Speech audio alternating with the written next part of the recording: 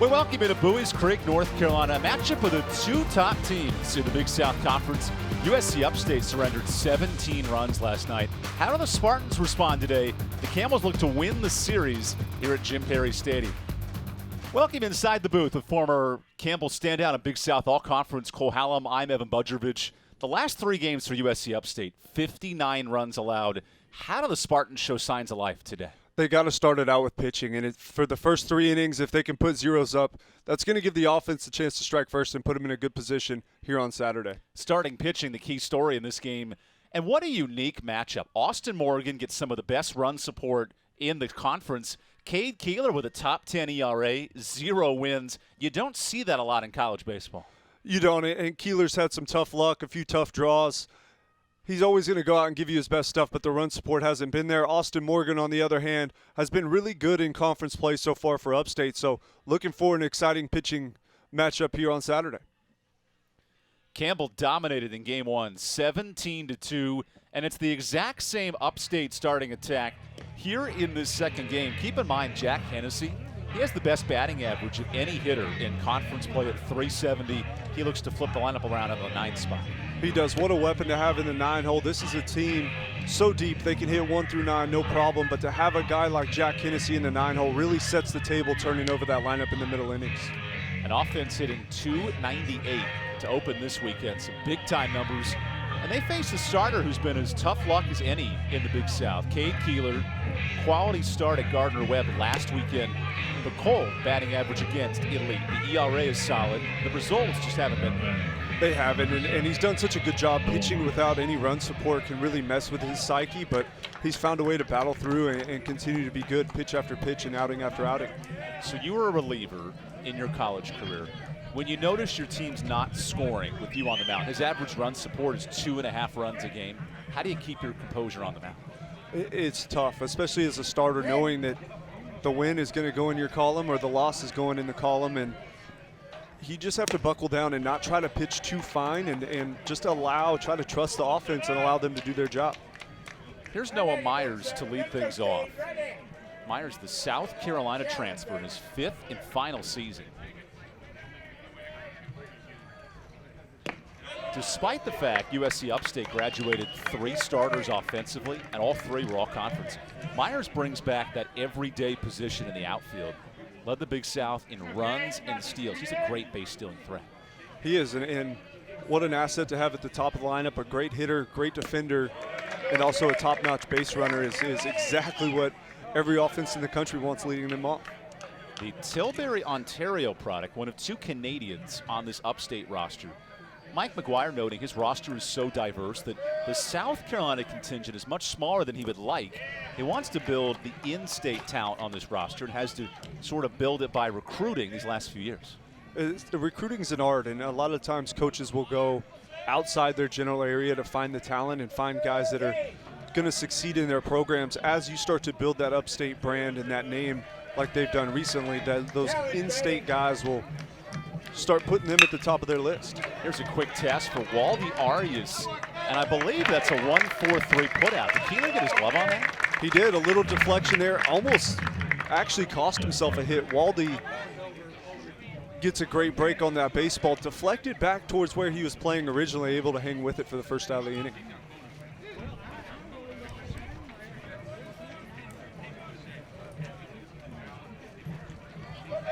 There's part of Campbell's defense today. We'll get you the full lineup here in a second.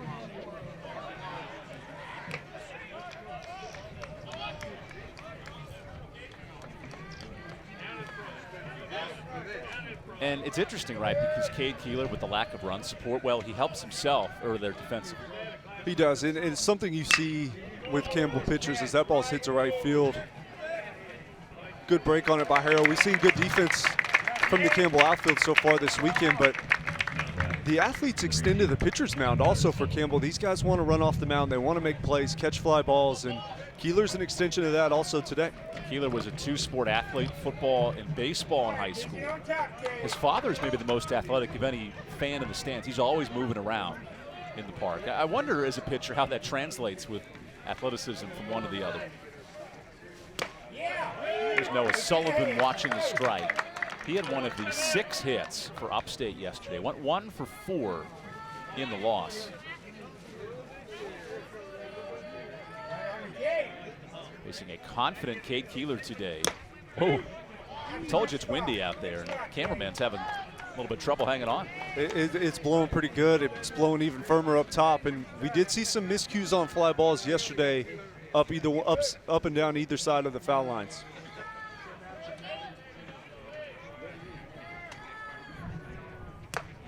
As Keeler's slider just misses the top of the zone. There's Cade. It's a pitch he's developed this year, especially with that third pitch, fastball, curveball, and now the slider. How does that open up his game?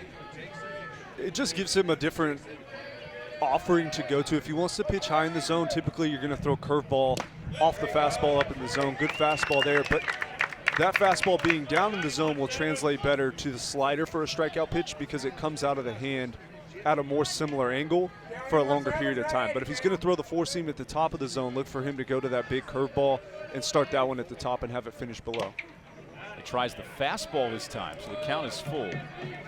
Noah Sullivan, a very patient hitter, in conference play more walks than strikeouts, and leads the team with a .460 on-base percentage. He tries to extend this first inning on 3-2. And Keeler rings him up with that slider. So a perfect frame for Cade Keeler. Oh, wait a second. He had to complete the strikeout. Keeler's doing everything for Campbell here through one. In sports, we are used to an even playing field. Unfortunately, off the field, court, track, closed. not all people are treated fairly. In the Big South Conference, we commit to using our voices to oppose injustices and inequalities. Join us as we champion change towards ensuring even playing fields in and out of sports. The Big South Conference, We're allies. we're advocates, where winners are made.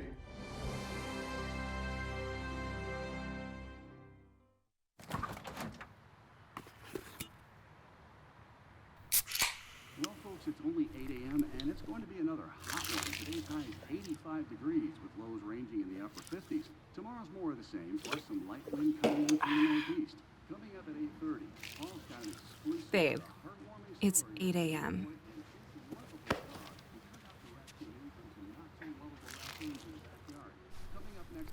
Fried chicken, better with Pepsi.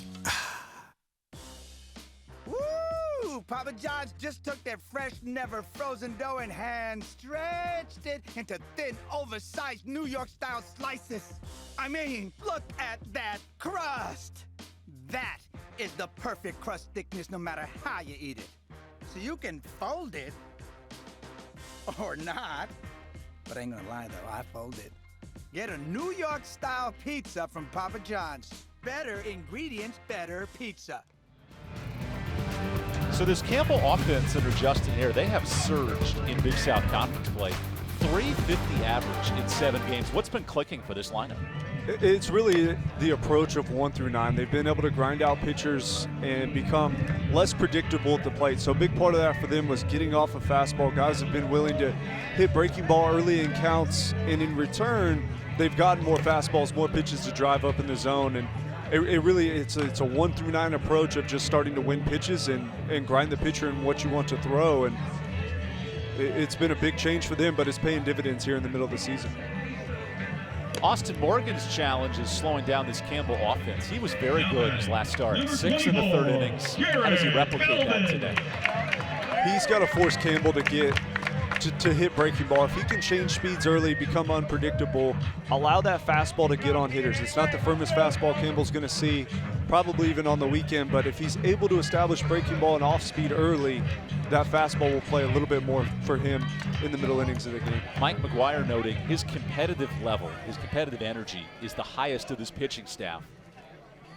So Morgan gets the ball today against Jared Belbin, who has continued a red-hot tear. Another hit. I love it. Home plate umpire says, hey, sir, get in the box. This is what we need in college baseball. A little bit of tempo never hurts anyone. J.R. Brown is not messing around. I'm a big fan of it. Campbell's average pace of play is 4 hours and 10 minutes as Belbin misses on the fastball. Okay, get back in the box. Here we go. This is great. I don't know. You were a hitter and a pitcher. I love this. Get players in the box. Get the game moving. I have mixed opinions on it, personally. Why so? It can just – it messes your rhythm up as a hitter. But how much rhythm do you need to walk 8 feet out of the box? Exactly. So I would like to see it somewhere in between. Like, hey, man, we don't need to take the full circle, but let's go ahead and get back in the box a little bit quicker and get this game moving. Because you can hold for time in between pitches. You can. Morgan works ahead in the count. 3-pitch mix, changeup and a slider for Austin, who was a starter in the COVID-20 season, moved to the bullpen in 21, and now back in the starting rotation, replacing 2 fantastic aces, Jordan Marks. And now trying to fill that void here on Saturday. Belbin off the end of his bat sneaks a base hit through. Not the way he designed it, but it works for a leadoff single.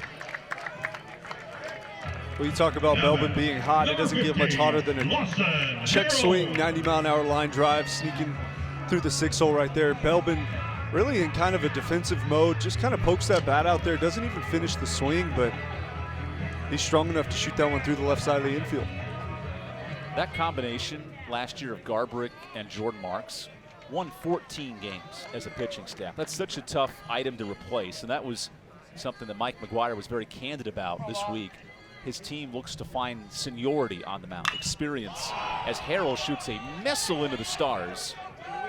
This will test Troy Hamilton, the shortstop, who somehow makes the catch. Now batting, number 2. Nice play over there by Hamilton. That was tough. We did see a few miscues from Upstate yesterday with the windy ballpark here at Jim Perry Stadium, but able to hang with that one. I thought Grove for a minute probably should have come in and called him off, but either way, nice play for the shortstop. So the All-American is back in the lineup. Zach Neto missed the last 2 weeks with an ankle sprain. Rolled his ankle, and now he works here with 1 out, fresh off. Multi-run game, scored 3 runs in the heart of this lineup. It seems obvious as an All-American entering the year, but just the emergence of Neto in this order, how does it reclassify Justin Hare's attack? I think early on they were too dependent on Neto, just banking on him to put up the big gaudy numbers that we saw last year, but having to figure out a way to do it without him has been huge, and to enter him back into an offense that's now starting to hit on all cylinders is really just the icing on the cake. With Neto back, we noted the 3 runs yesterday. He was slashing 700 before the injury, having a great week hitting the baseball, riding a 6-game hit streak before the exit, and now a throwaway. That's costly for Austin Morgan. Belbin heads for third, and in a big ballpark, that's an easy 2 bases. It's not going to be what Upstate was looking for here to start. Pickoff moves are great if you want to hold runners, especially against teams that run, but right there, ball just down the baseline a little bit too much, and with Belbin's speed, turns into a 180-foot error.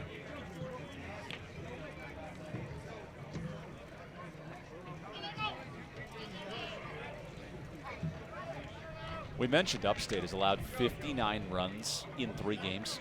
You cannot afford this type of start if you're Mike McGuire. You can, and now it went from a ground ball double play inning ender to runner on third, 1 out. This is a prime opportunity for scoring, let alone when you have one of the better players in the country at the plate. So Neto shoots what should be a sacrifice fly out to Jack Hennessy. Here's the catch, and the first run scores is Belbin on the sac fly. Campbell has dominated this series, now 18 runs in 9 innings. It all starts with doing the little things right. We saw the offensive explosion yesterday from Campbell in the middle innings, but early on, grinding out at bats, we saw squeeze bunts, sac flies yesterday. And when you have players that are willing to sacrifice their at bat, you get RBIs. I didn't see Belbin with the most aggressive leadoff there. He was ready to rock and roll. He was. You got to make sure you get the first one on the board. No Usain Bolt 100-meter dash to the home plate, that's for sure. But the distance on that fly ball. With the wind blowing out today, as a hitter, clearly this ballpark is right-handed favored with the wind blowing out. You see Justin Hare's lineup, and it's loaded with right-handed bats. This is a right-hander's ballpark to hit in. If you're a righty and you've got any sort of power, this is where you want to come play, because if you get a ball up in the jet stream, you can poke one out of here. But we've seen the lefties from Campbell hitting home runs too. The power's really starting to come alive, and I think once they continue to simplify at bats and do the proper thing, they'll start to see balls jump out just by good approaches. Logan Jordan smacks what could be a double into the gap. And Jordan now pushing for 2, challenging Hennessy, and his throw is late. First extra base hit for the Camels today. Continuing to have good at-bats, little celebration there at second base. This is a Campbell offense that is starting to believe, and rightfully so, just shooting that fastball into that right center gap and turning on the Jets there, rounding first and able to sneak in there before the throw of Hennessy. And that base running attempt, there's Logan Jordan, was by no means, he was looking first the whole time. And then in a moment's notice, he turns a double in what should have been a single. He does a really nice job rounding first. He isn't thinking of 2, but his head's up. He's watching the baseball. He sees where Hennessy fields that baseball in center field and understands he watched in and out. He knows the throwing strength, does his homework. It's a great job picking up the extra base. Jack Hennessy, an elite fielding defender. His arm is in the bottom half of the league. It looks like Jordan did his homework. And now a hitter who is suddenly surging, Connor Denning, entered conference play hitting in the 220s. That was not what Campbell saw last season. Well, ever since Cole started conference play, Denning's hitting 400 his last 5 games. I think at some point the coaching staff knew if they could just hang in there, this is a bat that would come alive for him, and as a switch hitter, it's come alive from both sides. On cue, a sharp foul ball. This was a Connor Denning hitter, led the conference in doubles last year, top 5 in extra base hits. When his bat is cooking, hit more in the 2 spot last year, but boy, it provides some depth in this order. It does, and when you get runners on in front of him and he's hot in a game or at a certain period of time, this is a guy that doesn't just get the one hit streak. He's a multi-hit, multi-extra base hit guy, and such a lethal bat that Campbell now has in their order. Denning smacks one out to right. Myers moving back, and that's off the wall. The hot streak continues for Connor Denning. He is slashing the baseball all over the park here in the first inning. He's not missing. It's a tough guy to even throw a fastball to at this point with how he's swinging the bat, but always creating a favorable matchup for him. Switch hitter, and from the left side, this is a fastball right down Broadway that really about a foot from being a home run. That's 374. On the line, yeah, that's an impressive poke right there from Denning. Denning up to his 9th double. That's an area Denning dominated, 22 doubles last year. If he finds that swing, I tell you, Justin Hare must be a happy camper. Must be. The middle guys are starting to heat up. Pearson's heating up, and all these guys are going to provide even more protection for Neto. So look for him to get more pitches to hit as well as these guys start to go.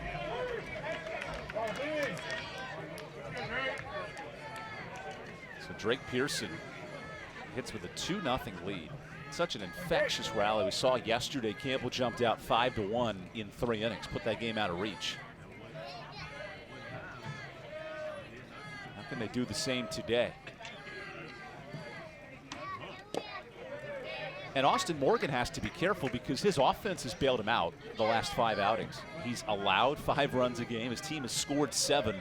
I'm not sure if Upstate can score 7 against Kate Keeler today. I don't know that they can, and you never want to look back in time, but after the big explosion from Campbell's offense last night, that's going to linger on the minds of the defenders for Upstate also. This offense understands that, yes, Upstate can hit, but 17 runs is huge, and already scoring 2 here in the first, a lot of barreled baseballs. Some of that doubt starts to creep into your mind, and that can affect the run support you're going to get offensively.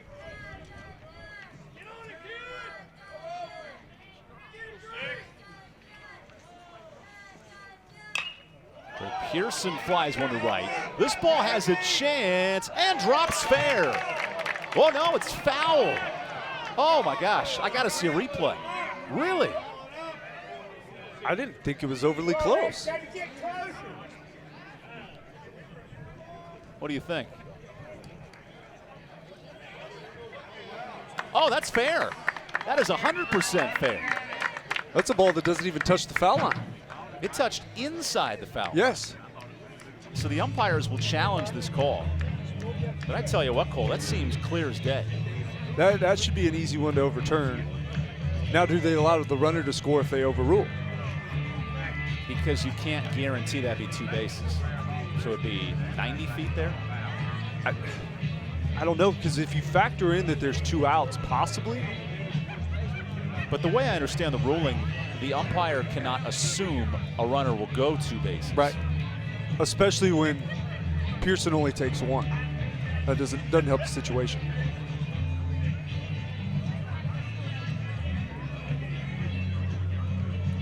Okay, so here's the angle.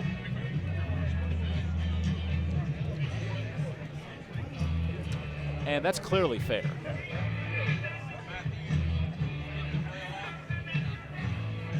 The folks at D1 Baseball, the big donkey, is going to love this. Oh, this is great.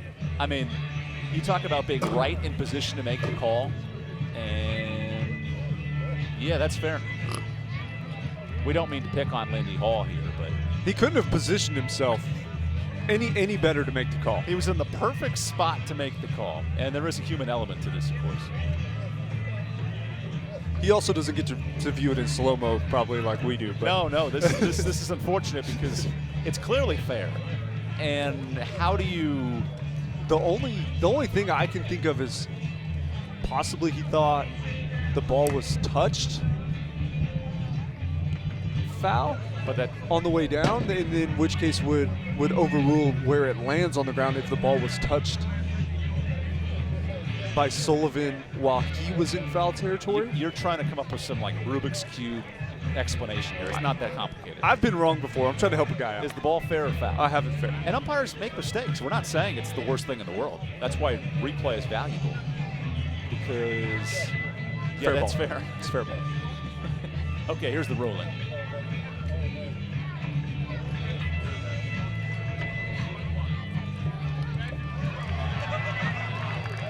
Okay, so the run does come in to score.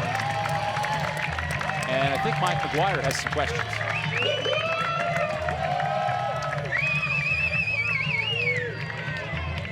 This will be a fun conversation. Ken Fitz and Mike McGuire chatting about the ruling on feet here. I think he's arguing that the run possibly shouldn't have scored. However, when that ball lands, Denning was already rounding third before that ball makes contact with the ground. Which, since the runner had touched third base at the time the run scores, then you can give the 90 feet. Whereas if he's not at third, I don't think you can assume he scores. Right. I agree with that.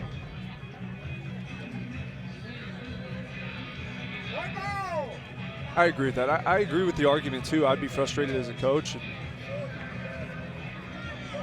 When the baseball is called foul, you're going to react different ways, and it's hard to assume that a runner scores. Okay, so let's check where Denning is when this ball drops.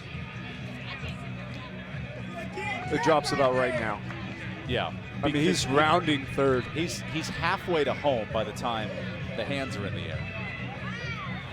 Yeah. And I understand what Mike McGuire's asking in that spot, but you're not going to get that call overturned.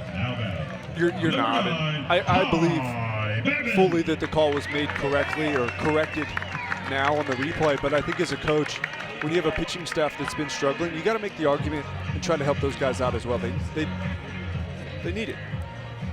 Okay, so you're going to have to edit my broadcast audio when I said the ball was fair and just superimpose the last 2 minutes of reviews and then splice it together. Because the ball was fair. Ball was fair. It's the right call. Instant replay. Glad we have it. So a 3-0 lead for Campbell. And Ty Babin whiffs on a slider.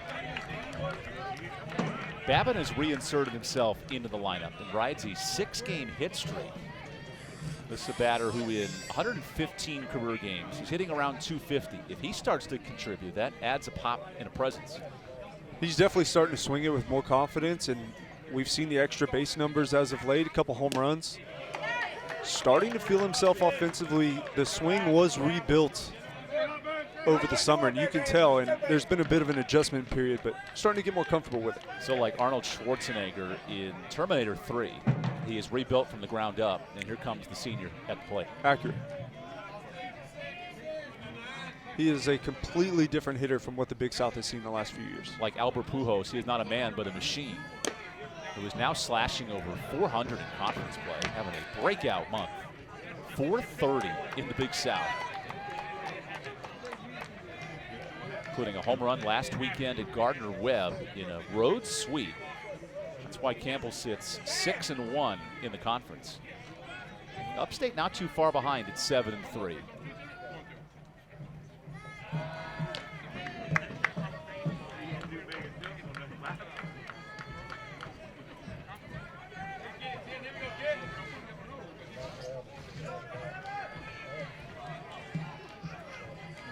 I'd open the windows, get a little warm in here, and to feel the sights and sounds of the park.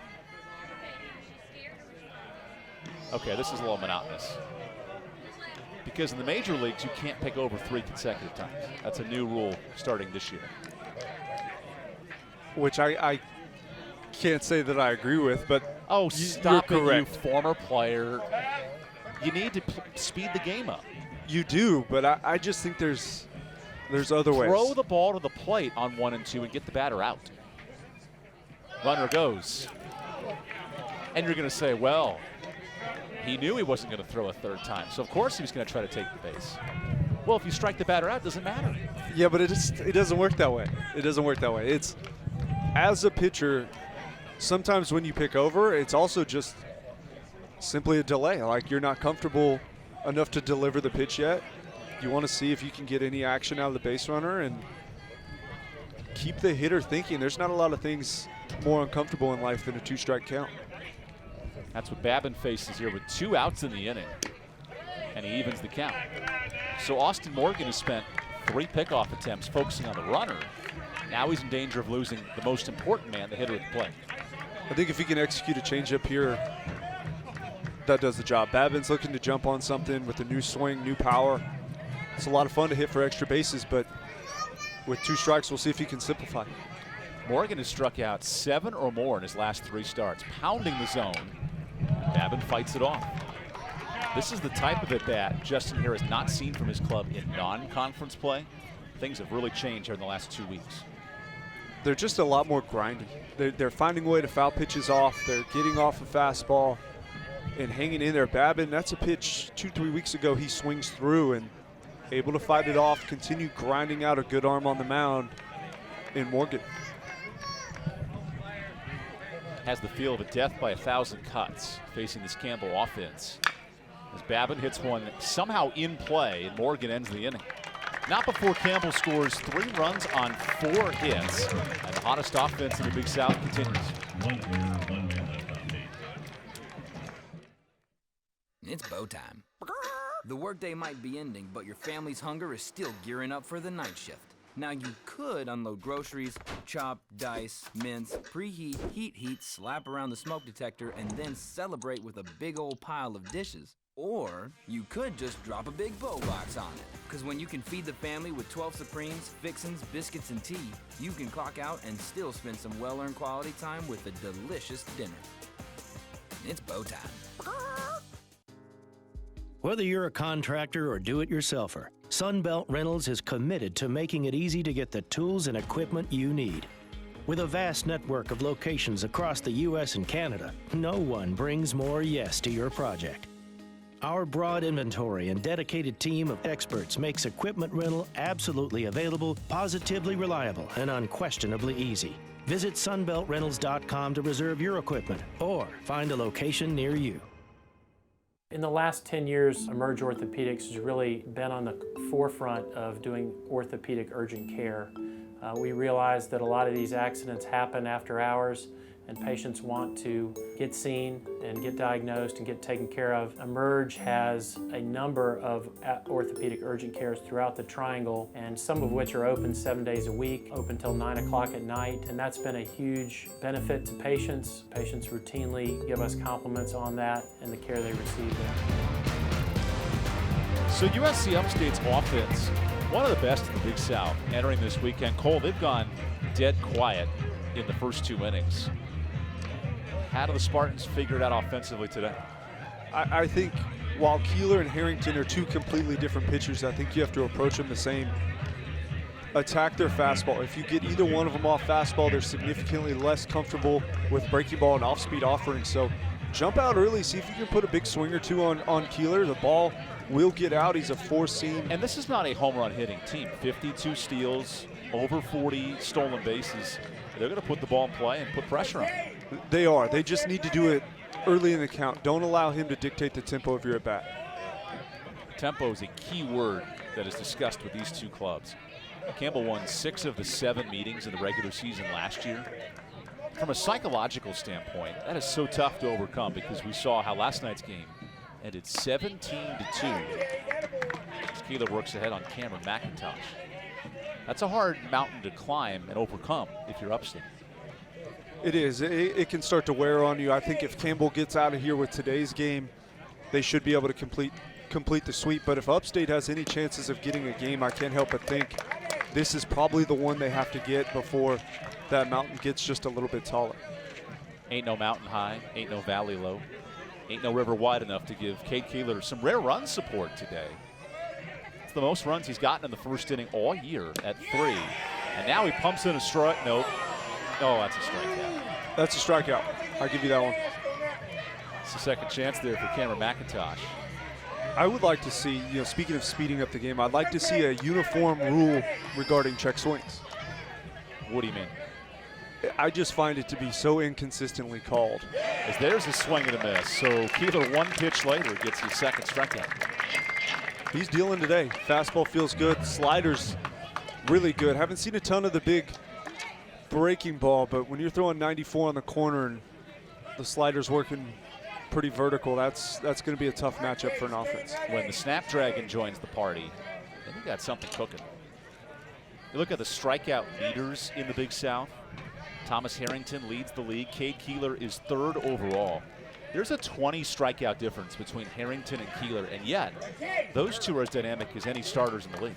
They are, and the only real difference is Harrington's a little more developed with his 4-pitch arsenal, and Keeler falls behind in more counts. Harrington is a strike-throwing machine at 93, 94 with very good comfortability in his other 3 offerings, whereas Keeler up to 97, probably 94, 95 consistently, falls behind more often and can get hit hard. But the spin rate is top 10 in the country. He can spin it. According to multiple publications that do the analytic reports on this. You just don't see a high spin rate from a split finger grip. That is so unique. And you're not going to see the split finger very often. And it's a conversation I have with people still is I actually held a split finger in my set position, but I didn't throw one. Keeler, you're not going to see it very often. More so, it just reminds the offense that you can throw it if necessary. That is line to Waldy Arias on a bounce. 5 straight retired for Keeler. And speaking of the split finger, I'm pretty sure that's what we saw there at about 87 miles an hour on cue. I told you the window was open. He probably can hear you. It was beautifully executed. Starts mid-thigh, bottom falls out of it. It's a great pitch. And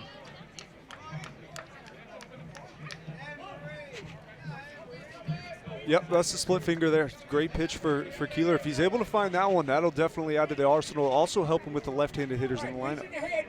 Cade Keeler has gotten 3 or fewer runs of support in 5 starts. That's unheard of in your first 7 outings. Here he is with 3 runs of support, and you see the confidence already on the mound. And 3 runs on the board are not always the same. When you get them in the first inning, you just get the lump run support early on. It gives him a ton of confidence. He understands now he can pitch a little more freely. Solo home run isn't going to hurt him. A run here, run there, no harm done. He just needs to continue pounding the strike zone and getting after his hitters. The offense is taking care of their job. Easton Cullison hitting in this spot for the Spartans. The homegrown kid out of Spartanburg, South Carolina, fouls it off. And not only homegrown, Cullison, who went to Spartanburg High School, grew up within 10 minutes of the campus, knows the area very well. He's riding a 4-game hit streak, so red hot at the plate for Agent Zero. Boy, that slider is electric today from Keeler. It's good. It's been a while since we've seen a polished Keeler on the mound. When he is, he's so dangerous. And we talk about Harrington finding ways to win games without his best stuff. The only difference in his outings over the last few weeks and Keeler's is Harrington's getting the run support. They're giving him what he needs to win. Harrington's doing his job, as is Keeler, but Keeler hadn't got the 3 spot early until now. Oh, and the first base coach lost it. I don't know. Jacob Kondrabogen, Wofford grad 5 years ago. Got to make that play. 2 hands, slide the feet. It's a little chilly for me. I don't know that I'm even making the effort on that one. That's true. It's not a guarantee. As Keeler adds to strikeout totals, 3 punch-outs for the flame-throwing sophomore. He's cooking tonight.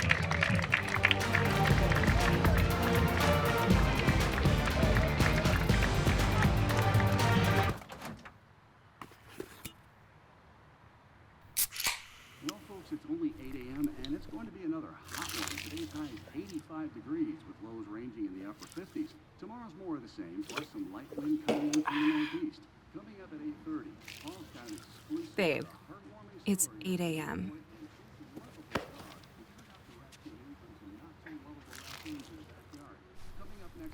Fried chicken, better with Pepsi. It's bow time.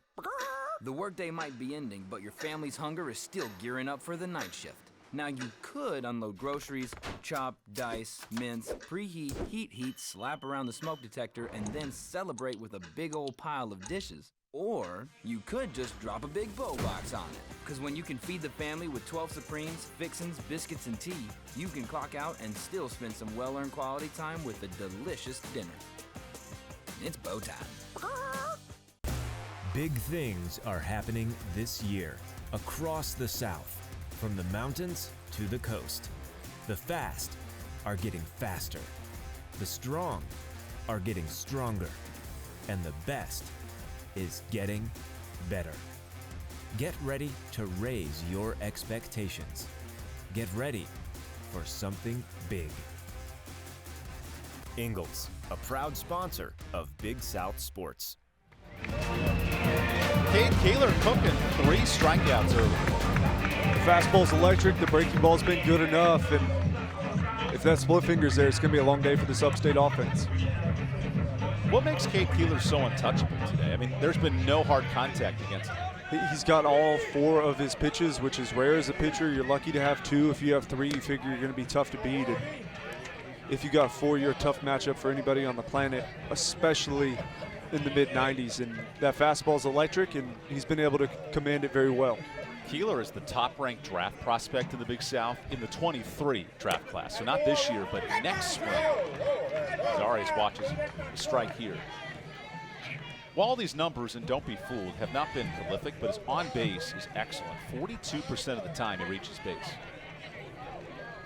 He's the grindy Campbell offensive player that Coach Hare loves as he rips that one down the left field He was line. waiting to prove you wrong with that swing. He was. He can hit it. And we talked about Babin's swing being rebuilt. Waldy has rebuilt his as well, trying to slug it a little bit more and be a little bit more aggressive. But even when the batting average isn't there, this is a guy that can manufacture runs offensively, can get hit by pitches, takes his walks. He'll find his way on base even when he's not hitting. Austin Morgan, who has been unable to put away hitters in this game. How important is quality starting pitching for Upstate today? Jacob Curry gave up 11 runs in 4 innings. Morgan can ill afford that in this one. It's huge. Campbell also beat up on the bullpen yesterday, and you got to think if this one gets out of hand early, that bullpen's going to take another good day's work as Waldy takes a close one there. And Mike McGuire, the Upstate head coach, mentioned to us this week, when you lose Garbrick, when you lose Jordan Marks, 2 all-conference starters, starting pitching is now a weakness for this team. It was a strength last year, and they can ill afford this weakness against Campbell's offense. That's exactly right. And those are 2 guys that I don't know that you are going to replace as Waldy does what Waldy does, taking his walks, but I'm not sure that you can match those guys and be able to replace them. They were so good. 2 of the best starters you'll see. So you know with this Campbell offense, they're going to steal bases at a high rate, lead the Big South. The home run numbers have exploded in the last month. What's changed for Campbell offensively? The approach, they gave up fastball, they got breaking ball, they adjusted to it, they started to hammer that, and in turn, they've gotten their fastballs back, and they're hitting hitters' pitches, whereas early they were trying to take it to the game, swinging a little bit too aggressively, getting outside their comfort zone, and now they're right in that comfort zone, executing on pitches they want to hit, and when they're hitting them, they're going far. Sounds like the Fred Flintstone modeled offense. Hit it far, hit it fast, and get to work. Then Bam Bam comes in and just starts crushing some. It's one of those very simple plans that's very hard to execute. Tyler Halstead had no trouble yesterday. 2 home runs hitting out of the bottom of this lineup. And now he grounds him. It could be a double play. There's one. Oh, it hits Arias off the helmet. Interesting. That was a darn near perfect throw by Noah Sullivan at first. That's always the risky run when the first baseman tags the bag and attempts to throw to second. There's just not enough time. As you see Sullivan tag the bag, there's not enough time for him to create a throwing lane, and you almost have to try to throw that ball off to either one of the sides of the base. And right there, too perfect of a strike, catches Waldy in the helmet as that ball kicks into left. It was almost too good of a throw. Too good. You have to create some sort of throwing lane. You're really looking for your middle infielder to stretch to either side of the bag and create that lane.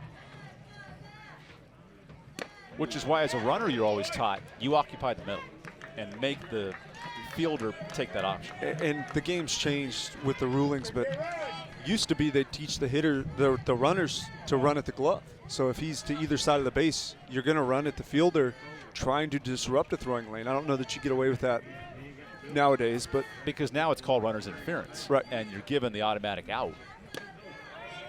As the red hot Belbin falls behind 0-2, he didn't like the pitch. You see his reaction. He's seen the baseball well. Sometimes you see it a little too well, where you think you know more, but at the end of the day, and I learned this the hard way, the only call that matters is the one the umpire makes. Do you blame him? 5 home runs and 11 hits in conference play. He is cooking at the plate. And Austin Morgan's well aware of that, already surrendering 4 hits in these first 2 innings. We'll see what happens here. I thought you brought up an interesting point. Austin Morgan just isn't able to beat anyone. He's been ahead in a lot of counts, but not able to put anyone away, and Campbell's found a way to do it with 2 strikes. They had 3 hits with 2 outs in the first inning. And now strike 3, so there's his second out. It's a good punch out by Morgan. Now then, big changeup to Belbin, who's seen the baseball pretty well, but that one starts at the top and just, as a good changeup does, turns over and just dives right back into the zone. Really nice pitch there, great execution on the strikeout. So Belbin shaking his head, clearly upset. It would seem to me J.R. Brown has identified his zone and made that click. J.R. Brown knows exactly where he wants to call the balls and strikes, and he doesn't really care if Belbin likes it, nor should he. You can disagree with it, but at the end of the day, the high strike's been there on both sides. I don't know what Belbin was so disappointed with. It's been called so far through the first 2. So Lawson Harrell hits with 2 outs. And Harrell coming off maybe his best series of his life, down in Boiling Springs, 10 minutes from his hometown of Shelby. And the big country accent, Harrell said, that's where my batting average goes to die, at Gardner-Webb. He came out, hit 2 home runs on the weekend, and sparked a series sweep. He's starting to feel it. Hitting is very contagious, and when those guys around you start going, you're going to start to see better pitches, and he's a prime candidate for that, starting to take advantage of those situations. And now Harrell is 3rd on the team in hits, so his average has continued to climb here in the month of April, which he was struggling to get in the lineup the first month of the season, mixing off with left and right-handed matchups. You mentioned it, though. It's that one weekend where you're prolific, and it forces Justin Harrell to keep him in the lineup. He's forced coach's hand at this point, and he does get a little bit tied up on fastballs sometimes. You see the heavy grip on the right side. The hand is very coiled. It's a little bit stuck in the starting position, and you'll typically see him foul pitch his back or be a touch late on fastball early, which will come back to cost him at some point. He gets a fastball here and smokes it to center. That stays in the park for Jack Hennessy. Tip of the cap to the upstate center fielder. And we'll take a timeout here through 2.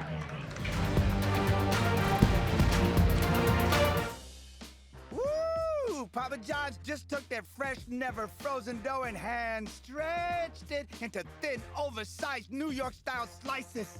I mean, look at that crust. That is the perfect crust thickness no matter how you eat it. So you can fold it or not. But I ain't gonna lie though, I fold it. Get a New York-style pizza from Papa John's. Better ingredients, better pizza. In sports, We are used to an even playing field. Unfortunately, Off the field, court, track, Cost. not all people are treated fairly. In the Big South Conference, we commit to using our voices to oppose injustices and inequalities. Join us as we champion change. towards ensuring even playing fields. In and out of sports. The Big South Conference, We're allies. we're advocates. where winners are made.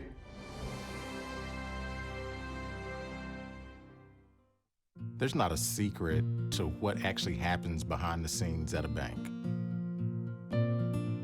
Here at First Citizens, we're trying to educate the client in each step of what's actually going to happen and actually have them make the educated decision around what steps and what options they utilize. We want to become that trusted advisor that actually guides them down that road,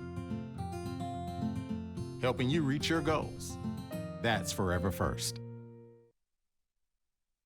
Clubs are led by electric offensive talents. Connor Denning has exploded with an 8-game hit streak. And Noah Sullivan, who's been a bit quiet this year, he had a great season last year against Campbell. 2 guys, both teams are banking on. Campbell didn't have Denning either, so it's been a bit quiet on both sides. And when you're relying on that guy, sometimes that offensive identity can struggle to develop. And we've seen a little bit of that from both teams. Troy Hamilton, who has some big shoes to fill, smacks a double that flies into the gap. And a leadoff extra base hit. Remember, Hamilton has to fill the shoes of the all-conference shortstop Jason Matthews, and that's a nice start. That's as good as it gets for a team that doesn't slug it as much as other teams in the conference. Jumps on the fastball early, does not allow Keeler to dictate, and that's exactly what this upstate offense needed to kickstart. Now they have some opportunities to produce a run, answer back, and get a little momentum back in this game. While Upstate doesn't hit the home run well, they've done a nice job driving in doubles this season, which is sort of rare. Top 20 in the country in total doubles. Hit the ball all over the gaps.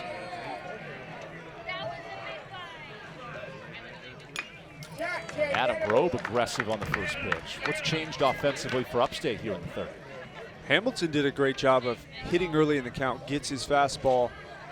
Grobe understands with the runner on second, they want him to pull this baseball to the left side. And with a guy that throws 95 miles an hour, that's probably going to come on an off-speed pitch, sitting on breaking ball, and just swings and fouls that one back. He barely misses that one, and they're scoring to bunt, just continuing to keep Campbell guessing. They're doing a great job starting to find their stride. This is an Upstate team, top 30 in the country in batting average and triples. There's a lot of pressure. That's a big field in Spartanburg. And trying to play more like a big park here today at Jim Perry Stadium. Cade Keeler in a rare spot. He has not had run support essentially all season long, and now works with a 3-run lead. He does. He's got to understand Hamilton doesn't mean much at second. You don't want to give him a run by any means, but you don't want to compound the mistakes either. And now having Grobe in the 1-2 count, this is a great opportunity for him to pitch outside the strike zone, try to create a swinging strike 3. Little bloop, little dump. Ooh, if Drake Pearson would have gone like full somersault dive into the dugout, that would have been fantastic. It would have been until he was out for the rest of the year, possibly. Those lines aren't overly forgiving. It's a pretty good fall over that railing into the dugout, too. That's straight brick that you're falling onto as well. No fun. I think he'd live to fight another pitch. Asked me in Game 7 of the College World Series in Omaha. A little different story. Now the 1-2. Smack foul. The longer Adam Grove continues this at-bat, the more advantageous for USC Upstate. Not a lot of Upstate's early hitters in the lineup appear to be seeing the baseball pretty well, but Hamilton got a good look at it. Now Grove fouling a couple pitches off that he's right on top of. He's seen it well off of Keeler as well. Keeler at 35 pitches tonight. 36 has popped up. Okay, this is a much easier play for Drake Pearson. Whoa. Zach Neto says, I got it. Interesting. I didn't see him even sneak into that picture. I saw Keeler call it initially. We know Campbell's pitchers love to catch fly balls. He calls it initially. Well, look at Neto. He's right over the mound. He wanted it the whole time. Pearson had just called it, and Neto comes in and calls him off. Okay, can we show Drake? Because I know the shortstop has priority, but Pearson looks a little pissed off. Not in a mean way, but he does not look satisfied. That's a good infielder. You want your infielders to want to touch the baseball. Pearson goes, I mean, Neto, you have all the All-American honors, and you're a great defensive outfielder. That's fouled off. But just let me get one. Yeah. Just here and there. That one was pretty routine. I didn't dive for the one over the rail. If that's what's going to take for me to catch a ball. Pearson almost had to go out of his way to get out from under the baseball. That's pretty rare.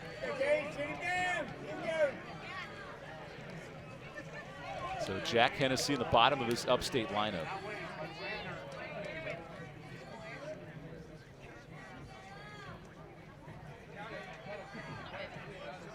As Keeler takes his time.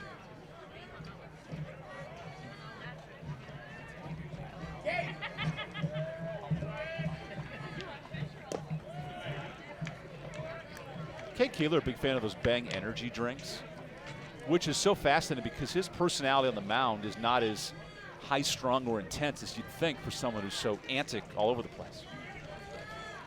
Sometimes you just need a little jump start, little lock-in for pitchers. I know a lot of guys used to use them just to get into the zone, put some music on. It's not so much outward aggression and intensity, but inside, he's laser-focused, he feels sharp. The Bang energy drinks are no joke, so that's a lot of caffeine for a big man out there on the mound. Keeler, who had 4 Big South wins, including a victory over Upstate to start the series last year down in Spartanburg. He has emerged since in the rotation. He's also become a very different pitcher from what they saw last year. This is a guy that has put in the work, has developed tremendously, not only in velocity, the velocity's up a tick or two, but just in general pitchability. He's added the slider, the splitter is coming alive. It's more viable of an offering, so much deeper pitcher than what they saw last year in Spartanburg. And the strike 2. Boy, the tempo that Keeler pitches, it feels like everyone is a 3-2 pitch. That's good. That's good. You want the intensity, you want the tempo. That's what's going to keep your defenders involved. Keeler sitting on 50 strikeouts, one of 2 Campbell pitchers with 50+. And he has another. So Hennessy goes down swinging.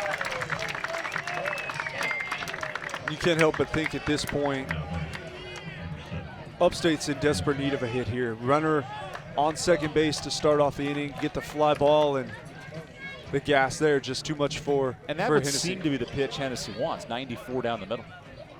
It just catches you off guard. You talk about the spin rate a lot, but it does have a huge impact. That ball's going to get on you. It's going to appear to almost rise when it's spinning at the rates that Keeler spins it at. Here's a line drive by Myers down for a base hit. And the speedster, Troy Hamilton, comes in to score. And Upstate gets a run back with a 2-out base hit.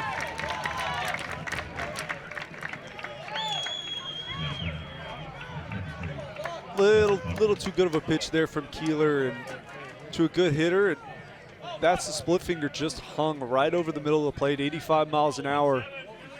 Not much of a chance there for Harrell on the throw home. And the fact Harrell had to field it moving backwards. He couldn't attack the ball. The big hop off the turf kept him on his heels, not able to build up the momentum and deliver a strike.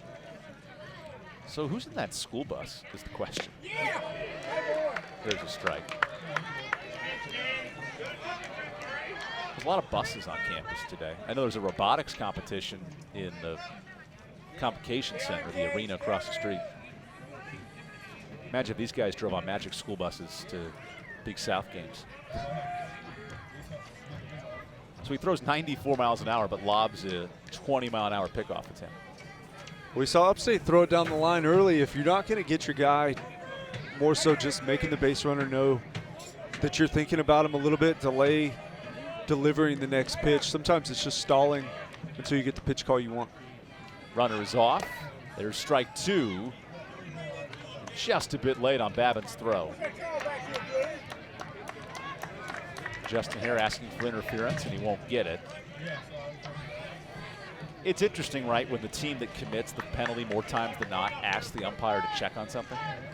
It's like, do you want to show your hand that you know you have the ace in your pocket and be like, hey, look for that ace? This is baseball. There is no such thing as happy coaches while a game's being played. They're going to beg, they're going to ask, they're going to try to get the call and advocate for their guys, but it usually tends to be pretty ironic. Oh, Buckner got hit there. And not in a fun place to do it. That's a scary one. Up near or above the shoulder, about 95 miles an hour. And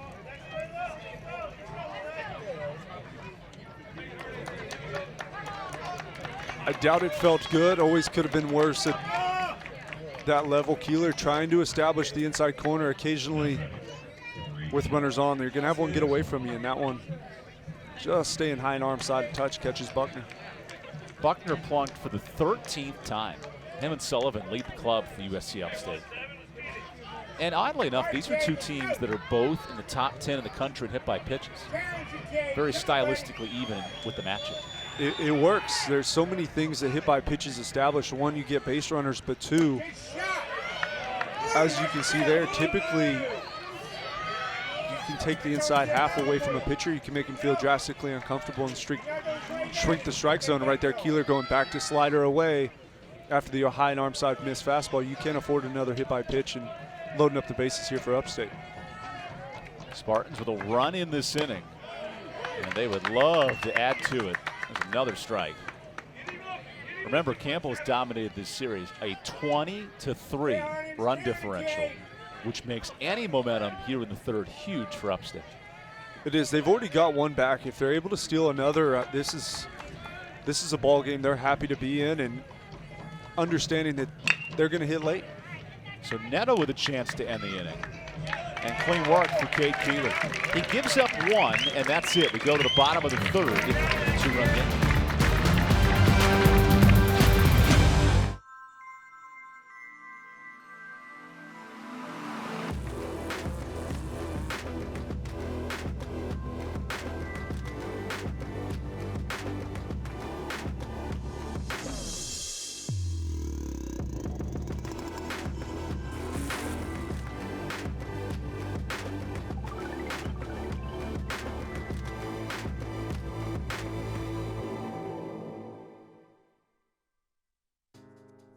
Whether you're a contractor or do-it-yourselfer, Sunbelt Rentals is committed to making it easy to get the tools and equipment you need. With a vast network of locations across the U.S. and Canada, no one brings more yes to your project. Our broad inventory and dedicated team of experts makes equipment rental absolutely available, positively reliable, and unquestionably easy. Visit sunbeltrentals.com to reserve your equipment or find a location near you. We are not merely an institution of higher education. We are transforming lives and empowering students to become leaders. Leaders in our communities, in our state, and throughout the world. Leaders in innovation. Leaders in service to our neighbors. Join our movement. Join our community. Join our mission. Lead with purpose. Lead with Campbell.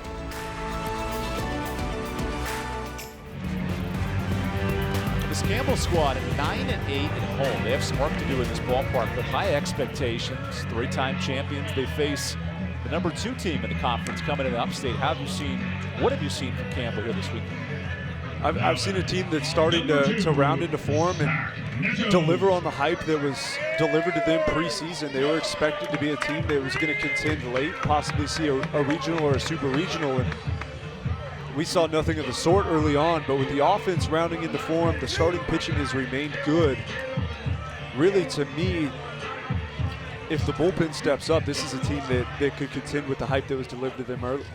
D1 Baseball had their latest projections this week. They had Campbell, Vanderbilt, and NC State in the same region, which, given last year's postseason history with Zach Neto blasting 3 home runs down in Starkville, that'd be a fun tournament. That would be a ton of fun. You start to see, a local team in there, and some of these bigger names in college baseball as well. You start throwing Vanderbilt around, people's ears perk up, and what a great experience that would be for the guys on the team. USC Upstate was one of the last 5 teams out in 21, just missed the tournament. Right now, neither of these teams are in the at-large discussion, which would take some monumental wins because both teams have winning records. They just haven't quite performed. Looking back at last year, these were 2 teams that both were looking at large bids for the majority of the year. Upstate. Oh boy, Zach Neto lets this fly into left field, and Mr. 305 has left the ballpark.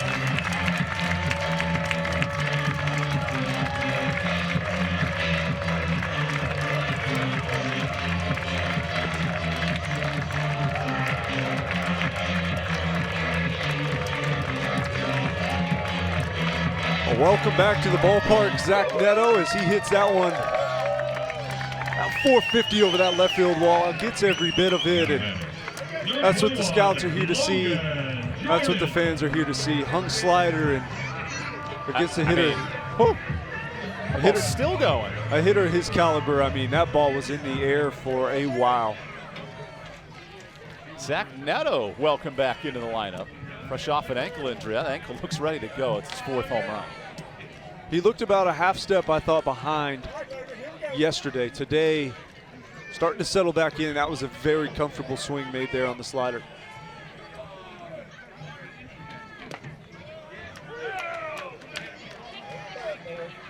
Now it's 4-1, and an instant after Upstate scores a run, Neto nukes it with a home run himself. It hurts even more. They claw back in, they get one, and ball hits sharply up the middle. Look at Hamilton making a nice play to retire Jordan. Another nice play. We've seen some range out there from Hamilton, but it's always hard for an offense. You claw back in, you score one against a good arm, only to go right back up and give one up on the other side of the inning. But that's a nice play. Big pick there on the turf as well, and delivers the strike over to first base.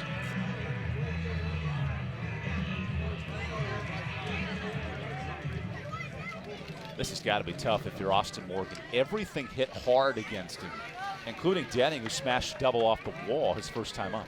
A lot of hard contact, just not able to beat the hitters on a consistent basis. They're getting the pitches they want. They're sitting on a sequencing, and Campbell's done their homework on the scouting report. They know what they're looking for, and they're executing.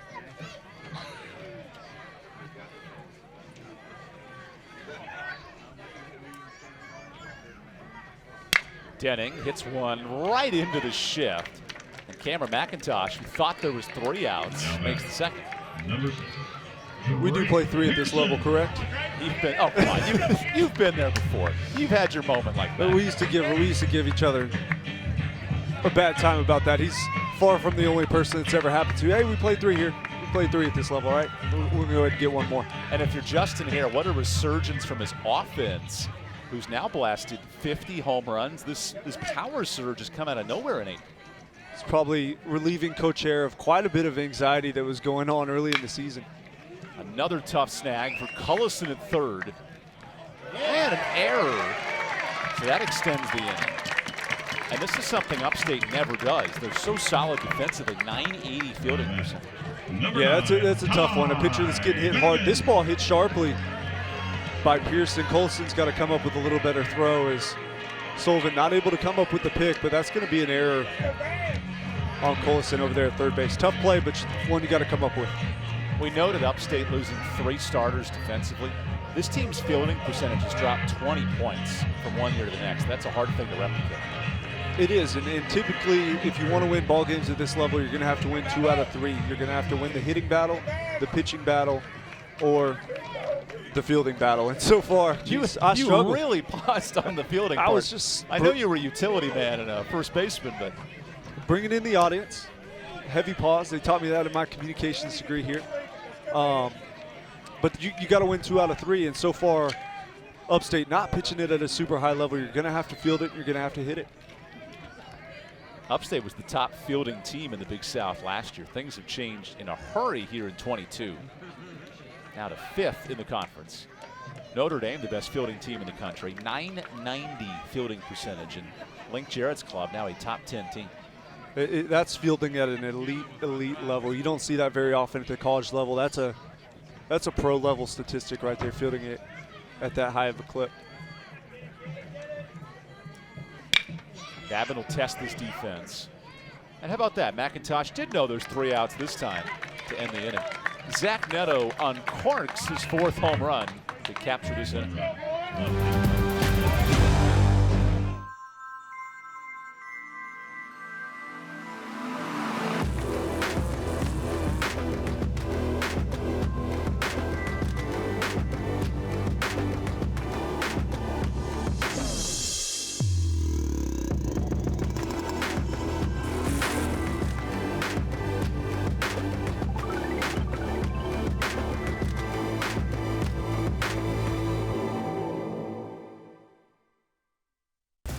Big things are happening this year across the South, from the mountains to the coast.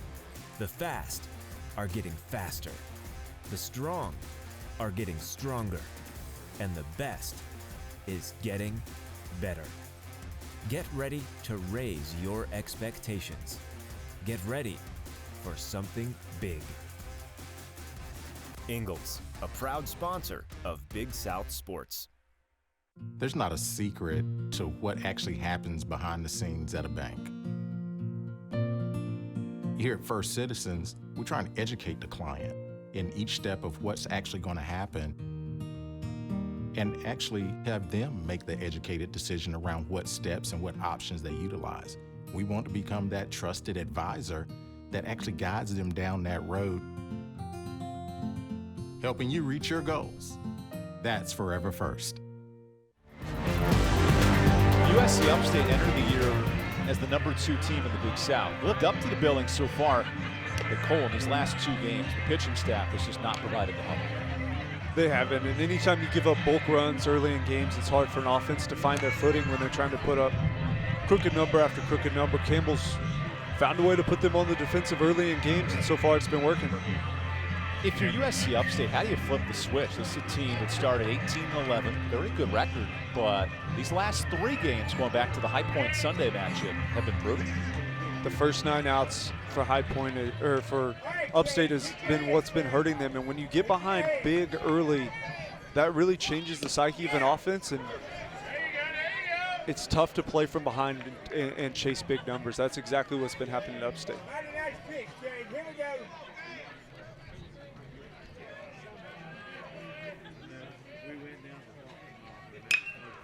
Cameron McIntosh smacks one foul. And it's clear that Upstate is trying to press and get runs across, right? How do you maintain an offensive approach that has led the conference in batting average and on base? How do you continue that here today? Simplify the job. Last inning, great job jumping on fastballs. You get a runner on second base, and you start to struggle just a little bit. And when you get runners in scoring position, you have to capitalize, especially a team in Campbell that's playing really their best brand of baseball we've seen all year. You cannot afford to let them off the hook in big opportunities. You have to make them pay. Cade Keeler's done his part. 50 pitches, 4 strikeouts for the sophomore sensation. This is the most run support Cade Keeler's earned in 5 starts. It's got to feel pretty good for the big man out there today. He's throwing like he has a lead. Finally, he used to, when he's chasing runs early in games or it's tied, it's starting to nibble at the corners. And right now, the fastball right there jumping out of the hand. He's throwing it so freely, mid-90s. The strikeout pitch here at 95. Bit up in the zone, good strikeout pitch for Keeler, just starting to feel himself out there on the mound. Mike McGuire in year 3, he's noted the rebuilding process of this program and tries to emulate Campbell's program in every way, shape, and form. There's pyramids listed on the walls. There's documents of how to defeat Campbell and become an elite team. These clubs have high respect for each other. They do. They play a similar brand of baseball, minus the power of Campbell. Upstate does not have the power numbers that Campbell has. They also lost their big arms at the end of last year to the next level, and sometimes you just can't replace those guys. It's the next guy up mentality, and sometimes you're going to play a little different brand of baseball, a little different style, and right now it looks like they're still trying to find exactly what that looks like. And Jace Reinhardt, who's had a nice year behind the plate for Upstate, he looks to kickstart this offense in the 4th inning. Because the way things were rolling in the 3rd, Upstate had a couple of hits, runners on, good momentum, and the home run from Zach Neto has deflated that feeling. That's what the coaches refer to as an answer back. It's absolutely deflating for an offense to finally scratch one across. You're facing a guy that has one of the most elite fastballs at the collegiate level. You scratch one across on him to make it a 2-run ball game, only for Neto to come up, hit the big ball over the left field wall. And by the way, that home run was 452 feet. It looked every bit of it. I mean, it was absolutely hammered, high, far, majestic. It's like Bryson DeChambeau in Augusta if the count works even. I don't know, Neto might hit it a bit straighter. He's a different tool to work with, that's for sure. Yeah, he's hit it a bit straighter than I think DeChambeau did this weekend. Bryson did not make the cut, correct? No, he's got the weekend off. Neto's got another game tomorrow, got one today. DeChambeau. That was close. And Keeler begging for strike 3. It's a good pitch. J.R. Brown saying it's down and low. Let's see that pitch again.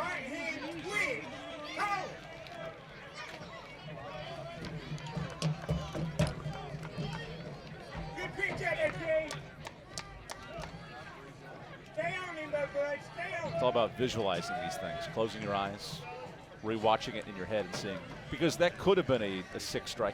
It was. It's a pitcher's pitch. It's one you probably get 67% of the time, but you want it every time. And it results in a line drive base hit for Cullison. It has the momentum completely changed now on one pitch. Upstate looking for an answer back of their own, putting a couple good at-bats together here and starting to cue in on that Keeler fastball. Cade Keeler's velocity has dropped from 95 to 92 here in the 4th inning. Any sign of worry if you're Tyler Robinson, the pitching coach? A little bit. Keeler is so comfortable pitching in the mid-90s, and at the mid-90s you get away with a lot more. There's so many guys now at this level that throw 90, 92 miles an hour. These guys are going to see that every day, if not every weekend, and there's just not the same room for error that there is at 95 to 97.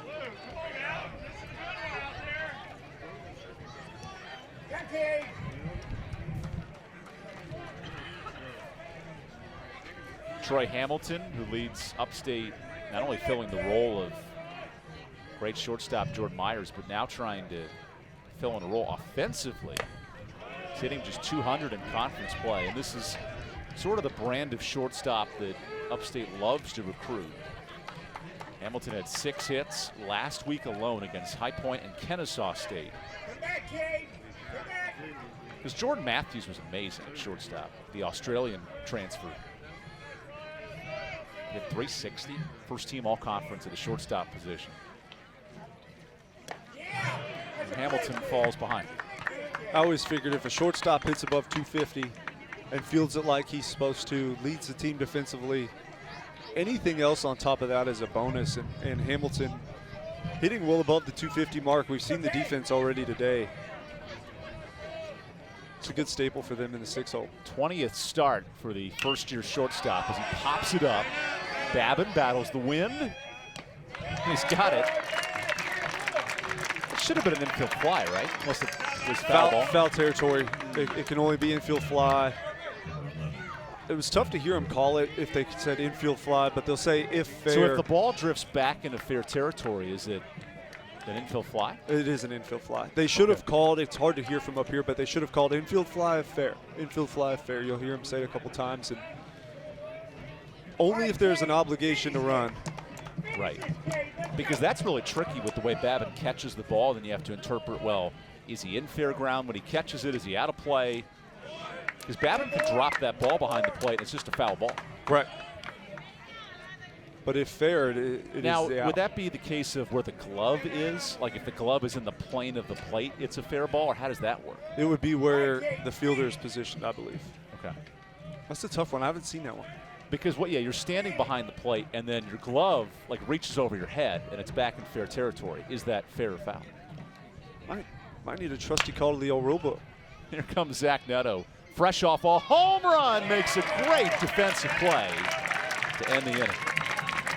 Boy, Zach Neto's special at short. We have a 3-run ball game. We go to the bottom of the 4th.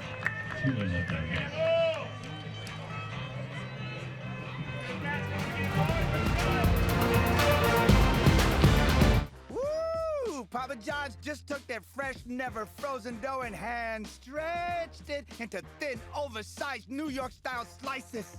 I mean, look at that crust. That is the perfect crust thickness no matter how you eat it.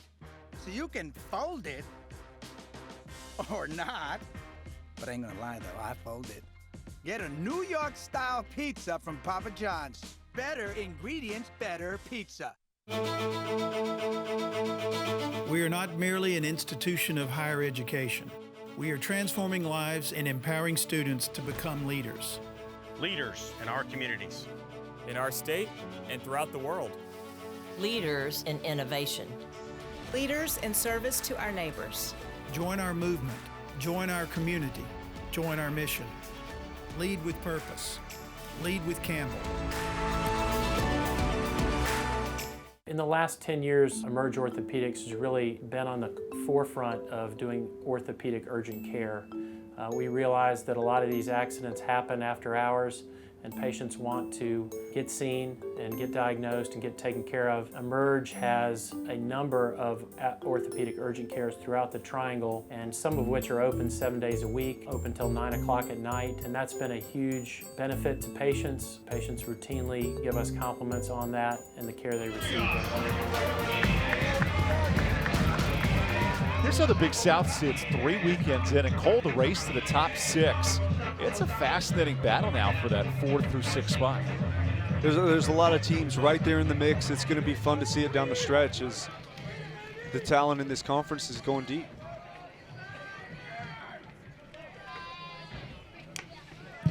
So Waldy Arias, who was hit by a pitch and helped spark the 2nd inning rally. He leads this frame off.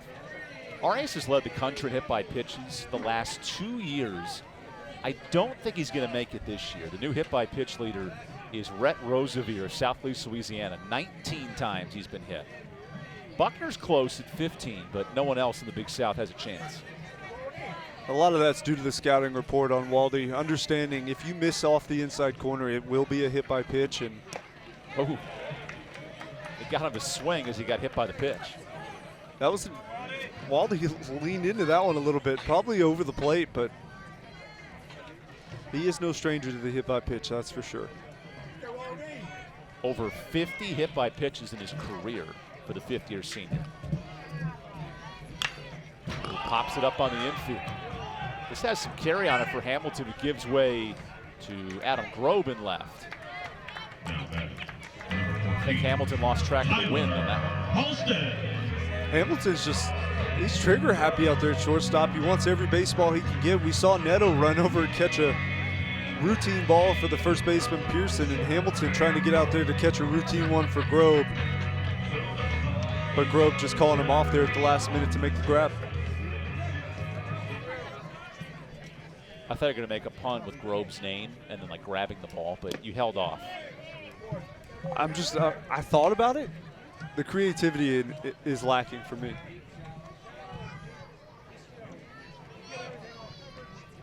Tyler Halstead only hitting .231 coming into the series, but this weekend he's been untouchable. 4 hits last night. and he was retired for the first time here today. Last night he couldn't miss. Everything he hit was 250 plus, absolutely hammered. We saw the big ball from him as well, and a guy that's starting to hit his stride. Haven't seen a ton of them throughout this year, but trying to solidify himself as a name in this lineup.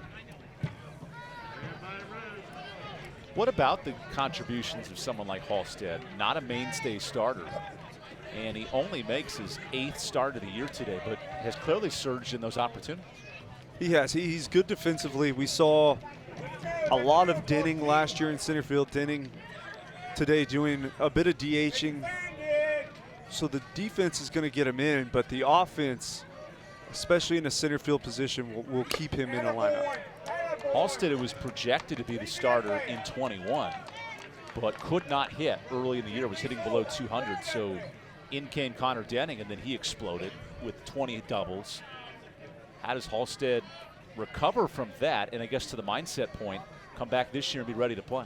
The defense is there. It's just a matter of, can he hit enough to give coach a reason to play him every day? Right there, the walk will add to the good weekend he's had so far. But for Halstead, it's all offense. The defense is there. Can he hit enough to keep himself in the lineup? And this weekend, I think we're all saying yes. When you get on 6 times in a weekend, that certainly helps. And Justin Hare noted this week, he has sort of this deck of cards, if you will, right, with his offense, and you can interchange pieces. No Bryce Arnold available this weekend. Zach Neto's been out the last 2 weeks, and yet different players have stepped up. It's been actually a blessing and a curse for Coach Hare. You never want to lose kind of an all-world talent like Neto, but it's given a bunch of other players an opportunity to step up, and step up they have. A bunch of guys playing in different roles, and I think he's right. It is a deck of cards. There's guys that he can put out there that do a vast majority of different things, bring different things to the ballpark, and depending on the matchup, he can deploy who he wants. Halstead off for second, and that speed is electric. Campbell's become a base-stealing demon team, 41 steals. And with that speed from Halstead, I mean, there was no chance there for Buckner. Halstead gets a decent jump, and with his speed,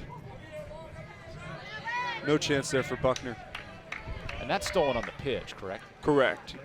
Yeah, Buckner, he can only do so much. He fires a decent throw down there, but with the jump and the speed of Halstead, not a chance for him to have a throw out.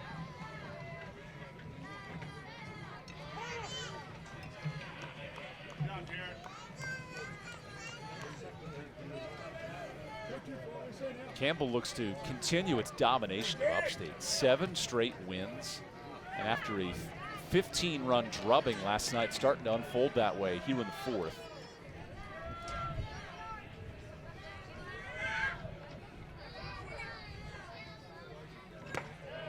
Nice changeup after a long look back to second. I was surprised not to see Belbin ask for time the way that Hamilton was creeping around, almost looking like he was going to go for a pick move. You got Halstead trying to vault, get a good jump to steal third, and that's a lot going on for a hitter that already has his plate full with things to worry about.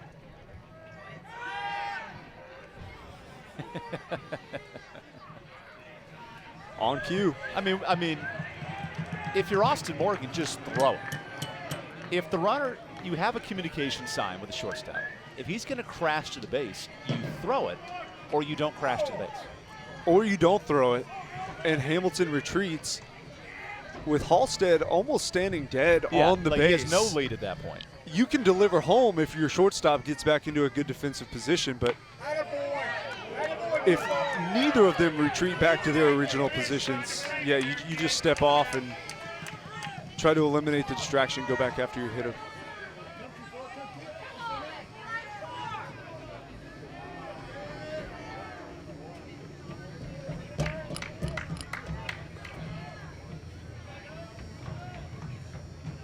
Now the 3-1. Belbin works out a walk, so Morgan has now put himself back into trouble with 1 out. He has, however, it's not the worst walk in the world being down to Belbin. as far as he was. Tough matchup against a good left-handed hitter that's seeing it really well right now. Actually will have a better matchup against Lawson Harrell, an opportunity for him to get the double play ball now with it being in order. Okay, if you're Adam Brown, the associate head coach, what do you do in this spot? Do you go to the bullpen? Do you lean on Morgan in this spot? After what I saw last night, I think you got to leave him in. See if your trusty arm can get you out of a big situation. It's still fairly early in this game. The bullpen was exposed pretty deeply last night, so if you can get him out of this, Lawson Harrell is not the worst guy for Austin Morgan to have up. It's a good opportunity to get a double play ball, sharply hit baseball to second or short. You have an opportunity to roll it up, and he is a better matchup than Belbin. Well, let's see what the decision is. Okay. Morgan, who's gone 6 innings plus in his last 3 starts. And this was in response after getting roughed up by Georgia in the middle of March. Gave up 4 runs in a midweek effort. He's been rock solid since. He has. He's been good. He's actually thrown the baseball fair, I would say, this afternoon. It hasn't been poor. He's only given up 4. He's a ground ball away from making it through his 4th inning, being able to pitch deeper into this game. But I will say, with the big man looming on deck, it's probably pretty important to get the double play ball.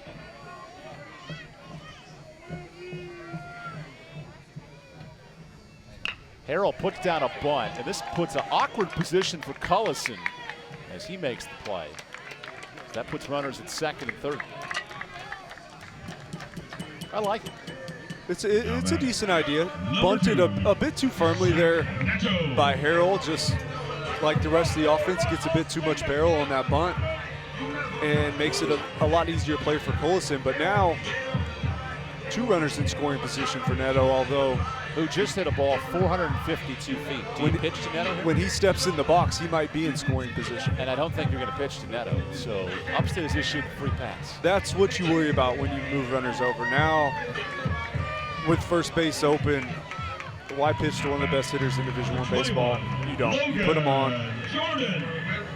Jordan, very talented, very good hitter, but Neto's in a league of his own a bit at this point. So Logan Jordan gets a spot that we've talked about all year. Who's going to support Zach Neto in this lineup? Jordan hits with the bases loaded. And if Upstate gets the out here, it's an absolute win. It's a huge win. You dodge a ton of bullets with runners in scoring position, Neto up. You give him the free pass. It's also really a shot to the heart of Logan Jordan and some of the sluggers in this offense if you don't get it done. This is a great opportunity for a 4-hole hitter to send a message to the rest of the league. Jordan hitless with the bases loaded this year. And that might continue. Cullison on the hop. Well, he throws to first and gives it away. An absolute mind-boggling mistake for Upstate. That is 2 gifted runs for the Camels.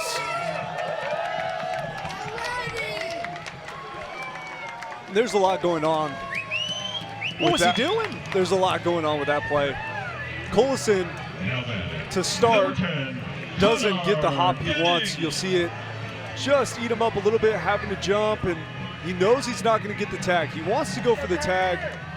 You see the panic throw to first base. The first baseman crashes into the coach. That's what I was wondering about, because the coach is not in the first base box. I was wondering if there would be an interference call and eliminate the extra bases that were given.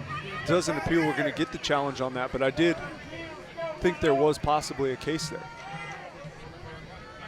I don't know the rule on that. I'm going to plead ignorance, because how enforcing is that box, especially with a power hitter and you're running up the line?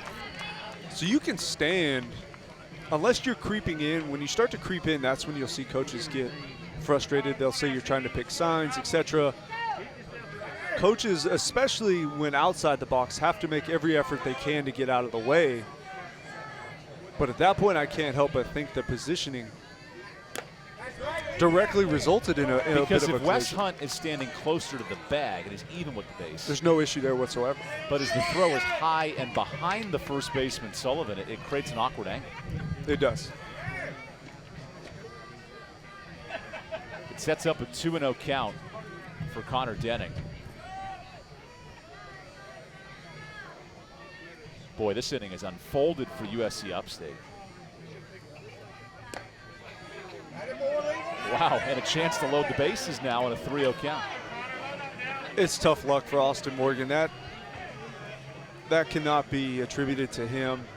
He gets his ground ball. He does his job against a 4-0 hitter. Errors made. Well, really, it's 2 errors, right? A mental mistake and a physical mistake. Yes, it will go down as one. It'll go down as a throwing error, but there were multiple instances on the play I'm sure Collison would like to have back. You got to come in and field that baseball on the big hop as it's coming down. I think he had a chance. He does get a poor read on it. That's what contributed to him getting eaten up by the hop. As soon as you do take that deep hop, you have to understand you're not going to be able to make the tag on the runner. And then to panic and throw it down the line would be the error that will go on the scoreboard. And the count works full on Connor Denning. So note the decision to walk Zach Neto. That was the right decision. Correct. It just didn't pay off. It should have. It should have. It came out exactly as they drew it up. They don't make the play, but as a coach, you're sitting there thinking 100% would do that. Would do that again in hindsight. And facing a hitter in Connor Denning who's batting .360 with runners on the base. This is his strength. A good at-bat always helps. That's fouled off. We doubled in the first and lined out to second. And I mean, ripped one to second as last time.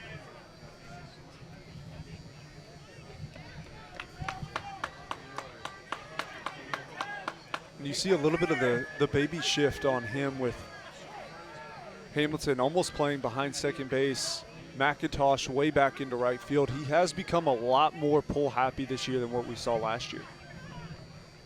Now the payoff for Morgan is fouled away, especially for a switch hitter whose splits are nearly dead even, left and right. There's a heavy shift there against Denning. He's very pull happy this year. A lot of that is attributed to, in my opinion, some swing flaws that have developed this year, just trying to do too much, create to the pull side, and I believe has cost him a lot of batting average points as well as doubles. He runs out of barrel quite a bit, so I don't blame the shift at all. An 8-pitch at-bat brewing, and Denning earns the walk to load the bases. So this inning should have been over 10 pitches ago. It should have been 4-1. How does Upstate limit the damage? You got to find a way to get out Drake Pearson.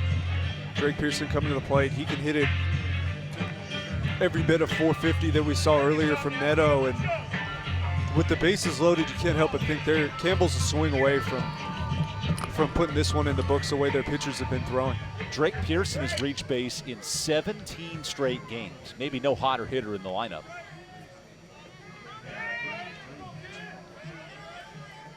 Now with the bases loaded, Pearson works ahead.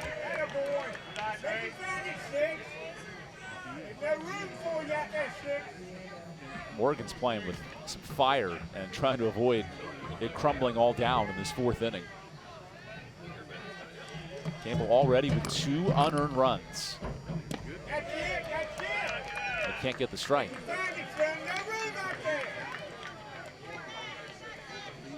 I'd say Austin Morgan's about a pitch or 2 away from deja vu from what we saw last night, and possibly his afternoon ending a bit shorter than he would like. Upstate has surrendered 23 runs in this series, in danger of dropping it all right here on 2-0. And Pearson pops it up, but the catcher, Buckner, can't find it.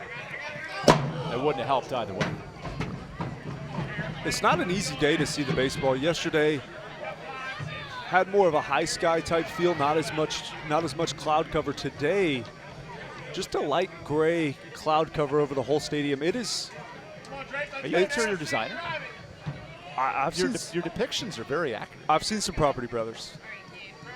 I've watched some of this or that. Yeah, you know, slipping shows. It's probably dangerous to put on air, but I've seen some HGTV.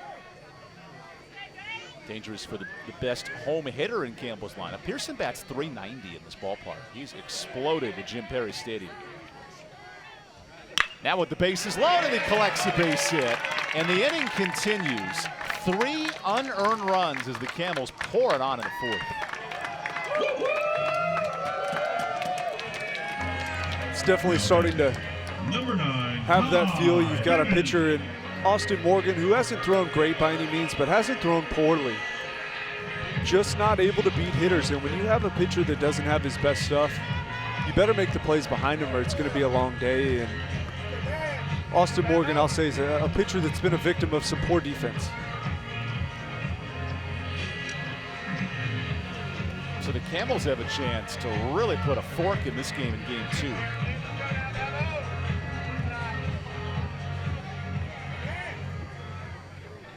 And Austin Morgan, such a trooper. We've noted the run support he's received this year, 7 runs a game. Well, he hasn't helped his offense today. 5 unearned runs now for Morgan. And that's very costly here in Game 2 of the series. It really does have a lot of the makings from last night. Curry threw the baseball very well. Not everything went down as an error that really should have been made. And today, starting to see a lot of the same semblances we saw last night.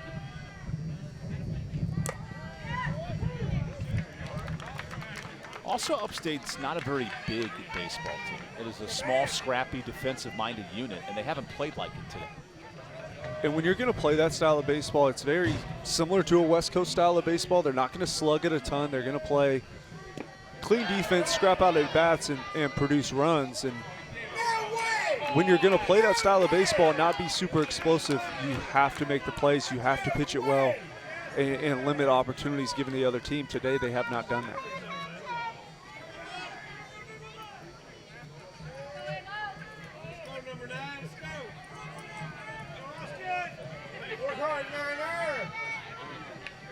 What a tumultuous inning for Austin Morgan. He has some work to do against Ty Babbitt.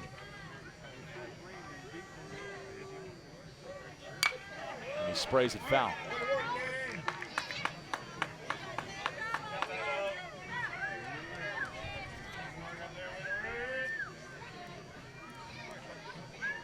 Not to mention that Morgan is now at 80 pitches in this game. He's essentially burned himself for the rest of the day. Yes, he's absolutely spent. Not to mention, on top of that, a lot of those have been high-stress pitches with runners on base. It takes such a harder toll on a pitcher. And the count works even. These are max effort, best pitches you have. Which is why this game has taken an hour and 40 minutes for 4 innings. It's grindy. He's teetering with disaster, especially at this point. It's not a point where you want to make a mistake or throw a get-me-over slider. This is a point where it's the best stuff you got. You're trying to throw the firmest fastball you can on the corner. You're trying to throw, the sharpest slider you have on the back foot. There's not a lot of room for error. Now the 2-2 is drilled up the middle. Base hit Babin. The 2-out rally continues as it's now 9-1. This is an offense that's hitting on all cylinders. 2 strike hits. Campbell has found a way to do it. They found their 2-strike approach, and so far Austin Morgan has not found an answer. Even that ball was deflected twice, just no change.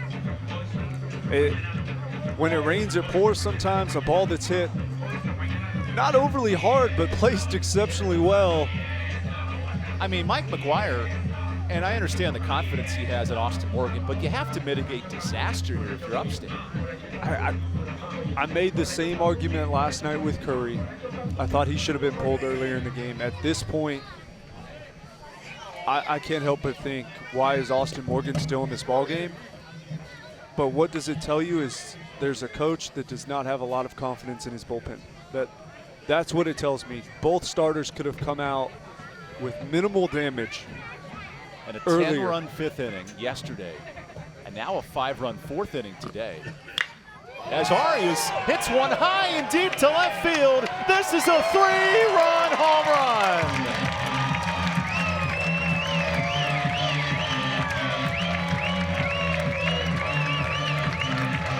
I've never seen an offense get so hot, so fast. Waldy Arias at the bottom of the lineup, absolutely cranking home runs as of late. And There's not a man in this lineup I think you want to face. 0 home runs entering the month of March. He's hit his 3rd here in conference play. He loves the spring season, starts to blow out at Jim Perry Stadium, and he gets it up in the jet stream and sneaks it over. That might be the shortest home run. The first couple were up around 400. That one probably around 375, 380. Mr. Arias has found the swing. Cole Hallen, we mentioned when Austin Morgan's day would be done. That's it. Upstate goes to the pen. We'll take a timeout here on ESPN Plus.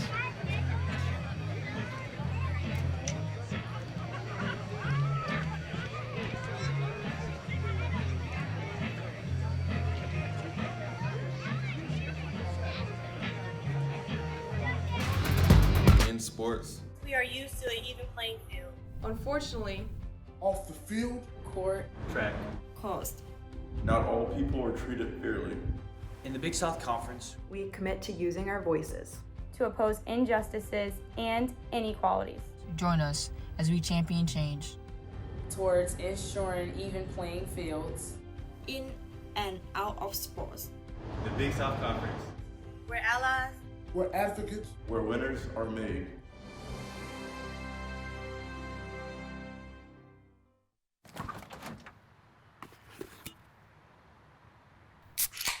Well, folks, it's only 8 a.m. and it's going to be another hot one. Today's high is 85 degrees with lows ranging in the upper 50s.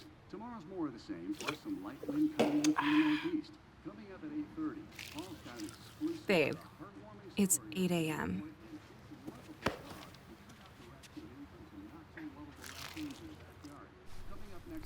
Fried chicken, better with Pepsi. Woo! Papa John's just took their fresh, never frozen dough and hand stretched it into thin, oversized New York-style slices. I mean, look at that crust. That is the perfect crust thickness no matter how you eat it. So you can fold it or not. But I ain't gonna lie though, I fold it. Get a New York-style pizza from Papa John's. Better ingredients, better pizza. After an error to extend the inning, Waldy Arias let this ball fly. He does. This is a team that's seen the baseball well, and when they see it, they got a habit of depositing it over that left field wall. Waldy not missing a stride on that one. I mean, this 2-out rally should have ended 6 batters ago on the Logan Jordan ground out. And here comes Christian Williams. I mean, I tell you what, if you're USC Upstate, this is a series with 2 innings that have changed the whole weekend. The 5th yesterday and the 4th today. And both times it's just been pitchers that were left in past their due date, put in bad situations by their defense. At some point, something's got to give, and it has. Big innings in both days for the Campbell offense that have essentially put the game out of reach both days.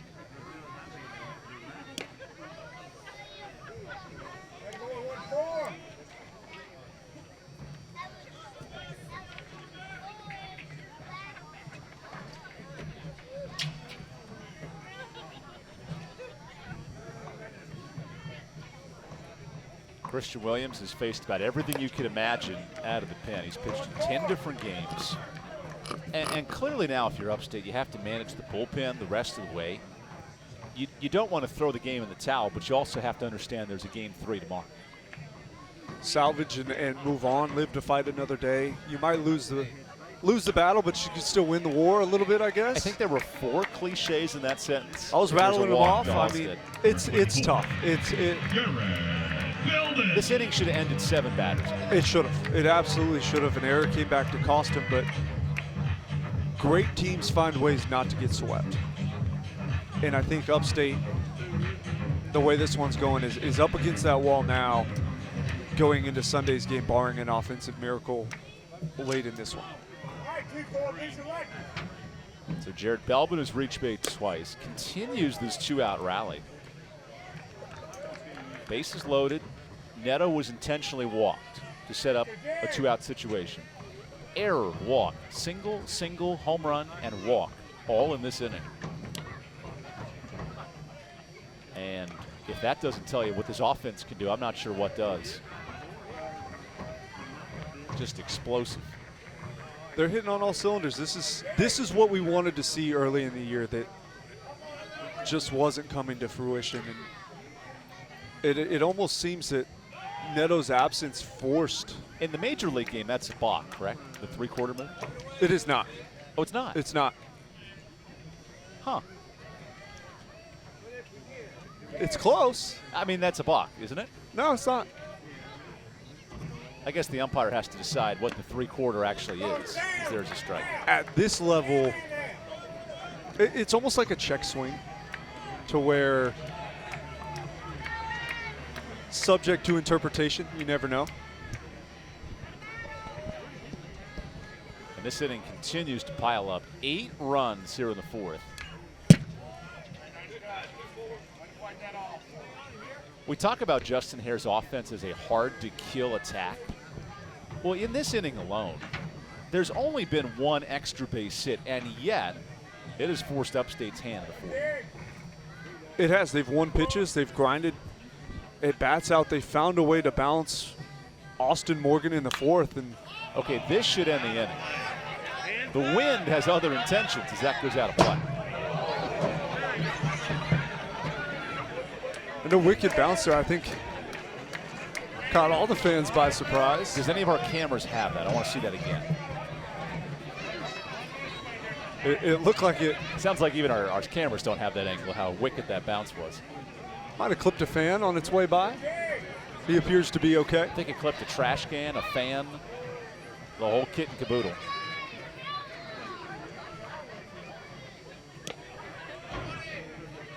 I mean, I forgot to keep track of the time, and that's my fault, Cole, but this inning's lasted over 20 minutes, just as half of it.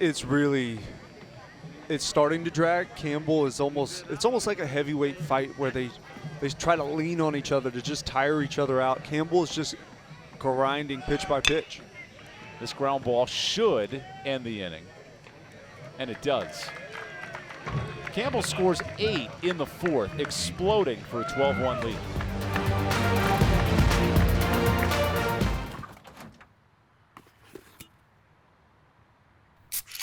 Well, folks, it's only 8 a.m. and it's going to be another hot one. Today's high is 85 degrees with lows ranging in the upper 50s. Tomorrow's more of the same, plus some light wind coming in from the northeast.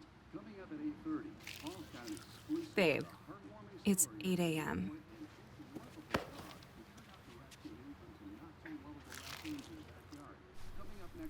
Fried chicken, better with Pepsi. Whether you're a contractor or do-it-yourselfer, Sunbelt Rentals is committed to making it easy to get the tools and equipment you need. With a vast network of locations across the U.S. and Canada, no one brings more yes to your project. Our broad inventory and dedicated team of experts makes equipment rental absolutely available, positively reliable, and unquestionably easy. Visit sunbeltrentals.com to reserve your equipment or find a location near you. This Big South broadcast is brought to you in part by Hercules Tires, ride on our strength. Visit HerculesTires.com. Ingalls, low prices, love the savings. Sunbelt Rentals, we have equipment for that.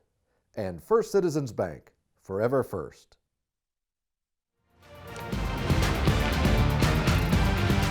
Okay, so Upstate needs to score 11 runs. How does Noah Sullivan, Devin Buckner, and Cole Caruso kickstart the attack? It's almost going to have to be counterproductive to the approach that I thought was going to work for them at the beginning of the game, which was attacking fastball. You're not going to put a ton on Keeler that way, but you can get to him early for a run or two, and they did that with the one spot in the third. But at this point, chasing 11, you need some things to go your way. You need some walks, some hit by pitches, an error or two. And a bunt from Jack Hennessy. Oh, no way. Belbin barehanded. And that's not something going USC Upstate's way. That's a beautiful bunt. Great idea to create some offense down big. Good execution, but perfectly defended, do or die, bare hand by Belbin, just in the nick of time. Okay, so after you score 8 runs and Upstate pulls out a pretty creative start to the inning, that's got to be the end of the game, right? I mean, what chance do you have left if you're Upstate? That's a dagger. That's a dagger for an offense. Not only is it a good idea, but it's perfectly executed. I mean, it's a great drag bunt. Hennessy gets out of the box quickly, and sometimes you just get upstaged by an all-world defensive play. That's exactly what that was from Belbin at third base. Now Cade Keeler, who had not gotten run support all year, he basically gets the whole gift wrapped into one game.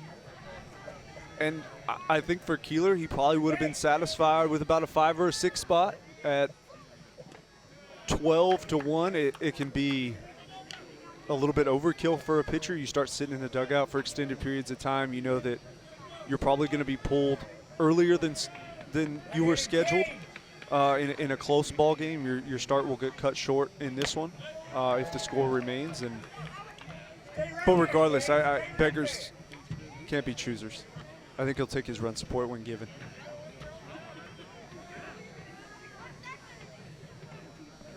Keeler had, he had gotten just 15 runs of support all year, and he gets basically the whole number in 4 innings. What happens? How does it all change for Cade Keeler? Offense is hot. These guys, as long as you don't leave them stranded out there with a slow tempo and runners on base all inning and kind of stagnant, this is a team that wants to get in the dugout and they want to go hit, and Keeler's worked with a quick tempo and allowed them to do just that.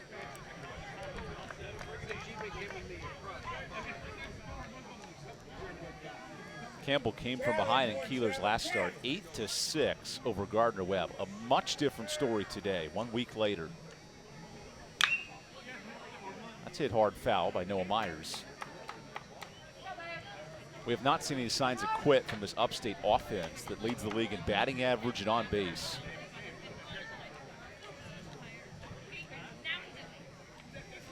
And Cole, your dreams, you mentioned pregame, an hour and 48-minute game. Well, we just hit that mark here in the top of the 5th. It's going to be a long one. So your dreams came halfway true. As Keeler issues a 1-out walk. Or I got my dream twice, possibly. I think we're going to be here a while at this tempo. There's a lot of offense on one side and a fair bit of time between pitches to match. All right, Cade, let your guys play. There's a play for him out there. Come get him, Cade. There's the bus I was telling you about. I don't know where the bus is or where it's going, but I bet Upstate would love to get on the bus right now, hit the reset button, drive back down to Buies Creek, North Con, and restart this series right now. 100%. This isn't how they drew it up. Isn't how they saw it going. This was a team that, with the start they got off to in conference, had to view themselves as the front runners. Babin's throw to second's a bit late. And this has been a bugaboo for Campbell defensively. Opponents have now stolen 62 bases. Babin doesn't throw exceptionally well. He throws decent. He's probably an average thrower behind the plate. He's more so there to block, frame, and lead in the field. And in all due fairness to Babin, Keeler does not do a great job of holding runners and does not have a great set time either. Well, I was going to ask you because that home run was that stolen base was taken on the pitch. Absolutely. Keeler, almost Kenley Jansen-esque, just disregards the runner a bit at first base with his leg kick. It's not fast by any means, and you can steal on him if you can reach first. The problem is you can't steal first, and that's what a lot of teams struggle with, is getting on base against Keeler. Devin Buckner, one of 4 fifth-year seniors in this lineup. This is a veteran USC Upstate team.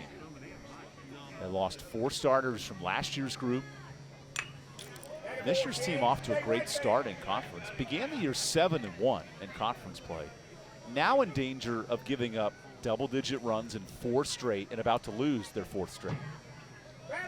They are, and you can't help but think if Campbell gets out of here with a sweep, that would give them a pretty commanding lead on Upstate in conference standings and position themselves to control their own future throughout the rest of the conference season. Buckner blasts one to center. Halstead with the second out. Tagging and going to third is Hennessy. And that's exactly what Keeler needs. The people on base do not matter at this point. Limit free passes, he does exactly that. getting the routine fly out to center field.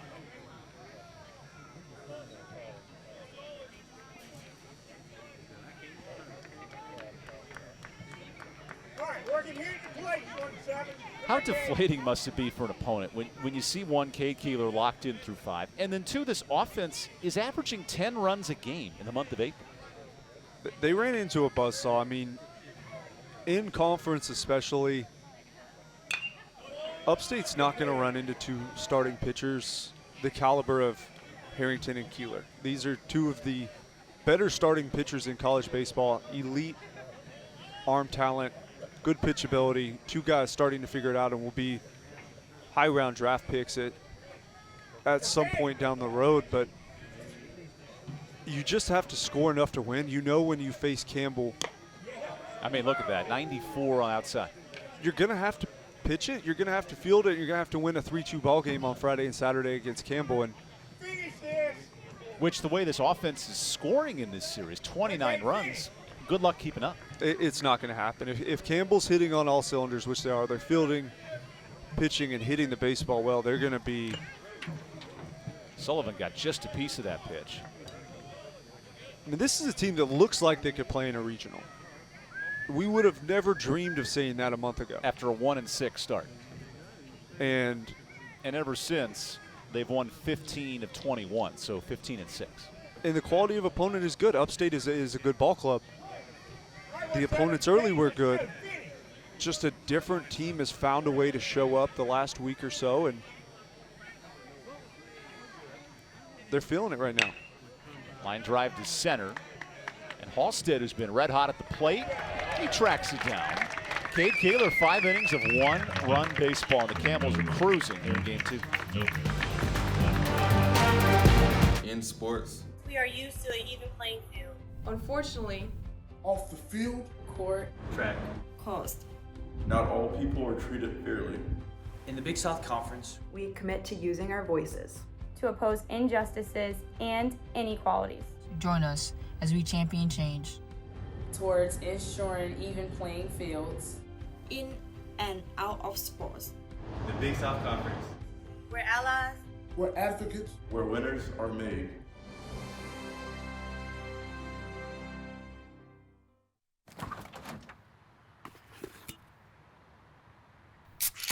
Well, folks, it's only 8 a.m. and it's going to be another hot one. Today's high is 85 degrees with lows ranging in the upper 50s.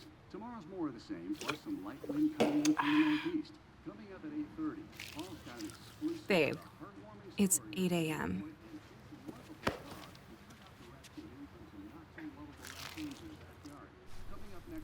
Fried chicken, better with Pepsi. Woo! Papa John's just took their fresh, never frozen dough and hand stretched it into thin, oversized New York-style slices. I mean, look at that crust. That is the perfect crust thickness no matter how you eat it. So you can fold it or not. But I ain't gonna lie though, I fold it. Get a New York-style pizza from Papa John's. Better ingredients, better pizza.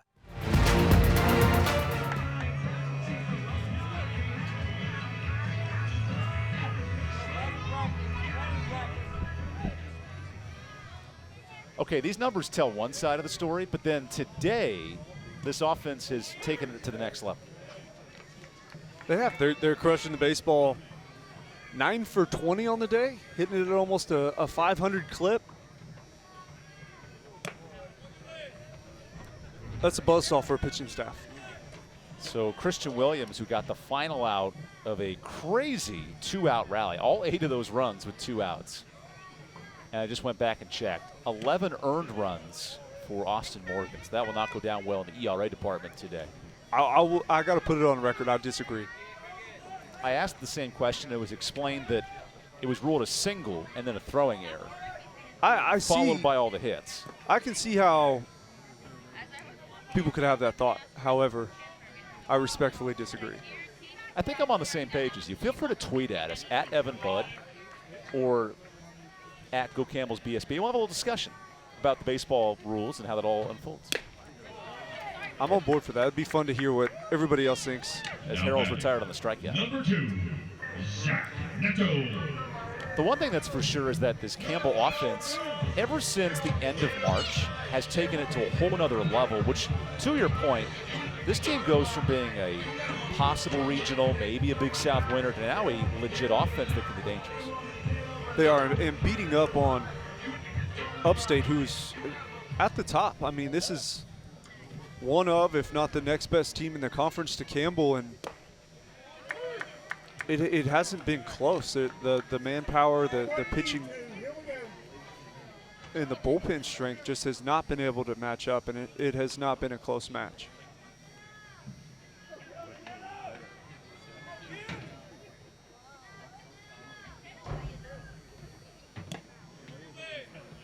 Watch an All-American regain his form at the plate. Average is back up to 357. He clobbered a home run 452 feet in his last true at-bat. And then the walk, well, that opened the floodgates for 8 more runs.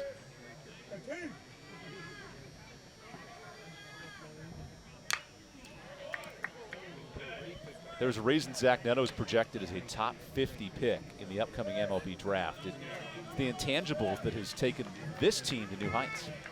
It has, and not often will you hear me say I agree with the draft stock, but in this case, I agree with the draft stock. Neto's about as good a player as I've seen at this level. The skills are all elite. He can run, hits for average, hits for power.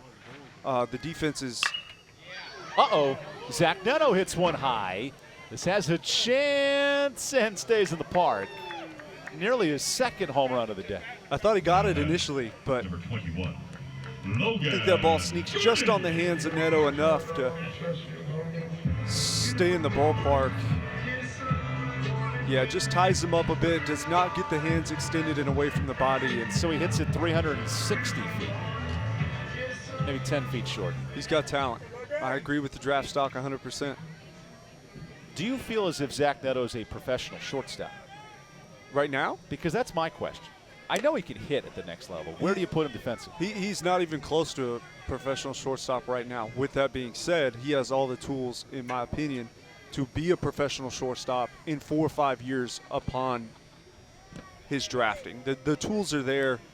Yes, he is small in stature, but the arm talent is elite. Yeah, the arm he throws at 94 miles an hour.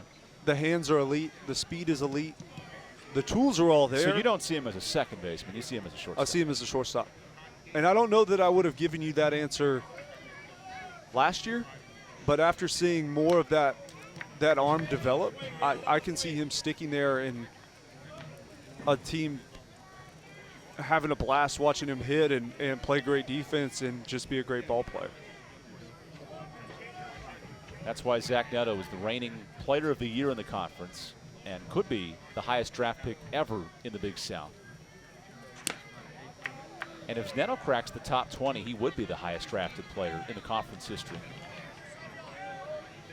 He's got a chance. The injury, in my opinion, is going to set him back just a little bit. Just the not fear seeing of future injuries, what you're saying? I just don't think he could afford it. Boy, that ball was zipped over to second base. And a nice inning for Christian Williams. 1, 2, 3, the Spartans go as we head to the 6th. No hits, no errors, no men left on base. It's bow time. The workday might be ending, but your family's hunger is still gearing up for the night shift. Now you could unload groceries, chop, dice, mince, preheat, heat, slap around the smoke detector, and then celebrate with a big old pile of dishes. Or you could just drop a big bow box on it. Because when you can feed the family with 12 Supremes, fixins, biscuits, and tea, you can clock out and still spend some well-earned quality time with a delicious dinner. It's bow time. Whether you're a contractor or do-it-yourselfer, Sunbelt Rentals is committed to making it easy to get the tools and equipment you need. With a vast network of locations across the U.S. and Canada, no one brings more yes to your project. Our broad inventory and dedicated team of experts makes equipment rental absolutely available, positively reliable, and unquestionably easy. Visit sunbeltrentals.com to reserve your equipment or find a location near you. In the last 10 years, Emerge Orthopedics has really been on the forefront of doing orthopedic urgent care. We realize that a lot of these accidents happen after hours, and patients want to get seen and get diagnosed and get taken care of. Emerge has a number of orthopedic urgent cares throughout the Triangle, and some of which are open 7 days a week, open till 9 o'clock at night, and that's been a huge benefit to patients. Patients routinely give us compliments on that and the care they receive there. This Big South broadcast is brought to you in part by Hercules Tires, ride on our strength. Visit HerculesTires.com. Ingalls, low prices, love the savings. Sunbelt Rentals, we have equipment for that. And First Citizens Bank, forever first.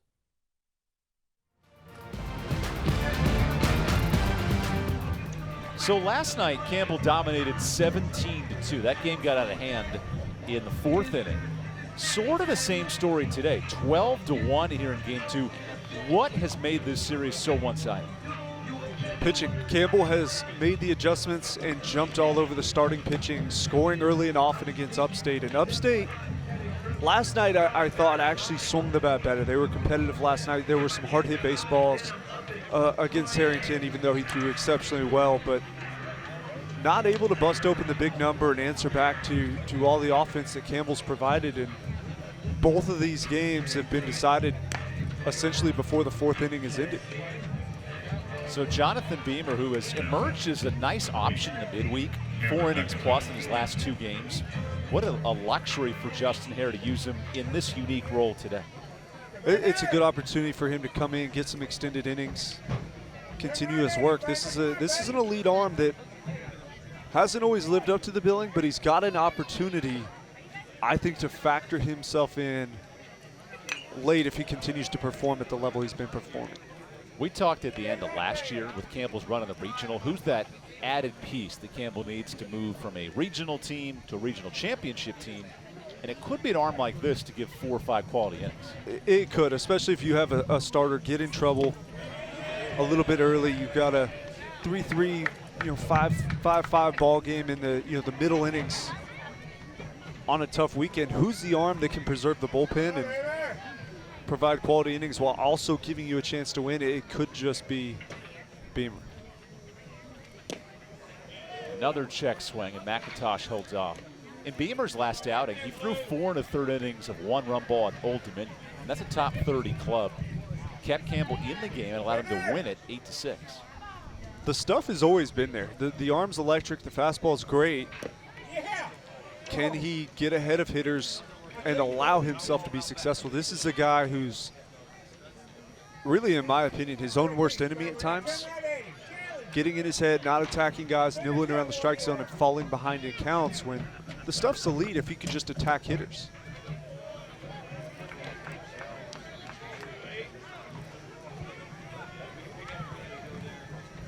So Jonathan Beamer, who last season was hardly utilized, only 16 innings. He's surpassed that already this year and gives up weak contact.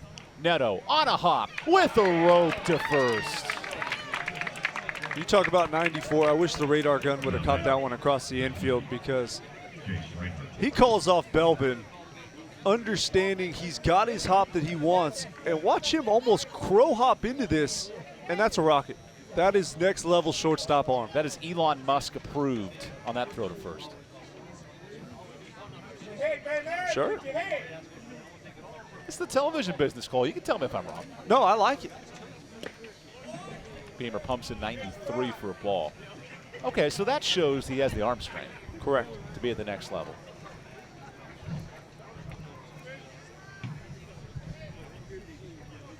Because if you're an MLB scout, we saw the home run earlier.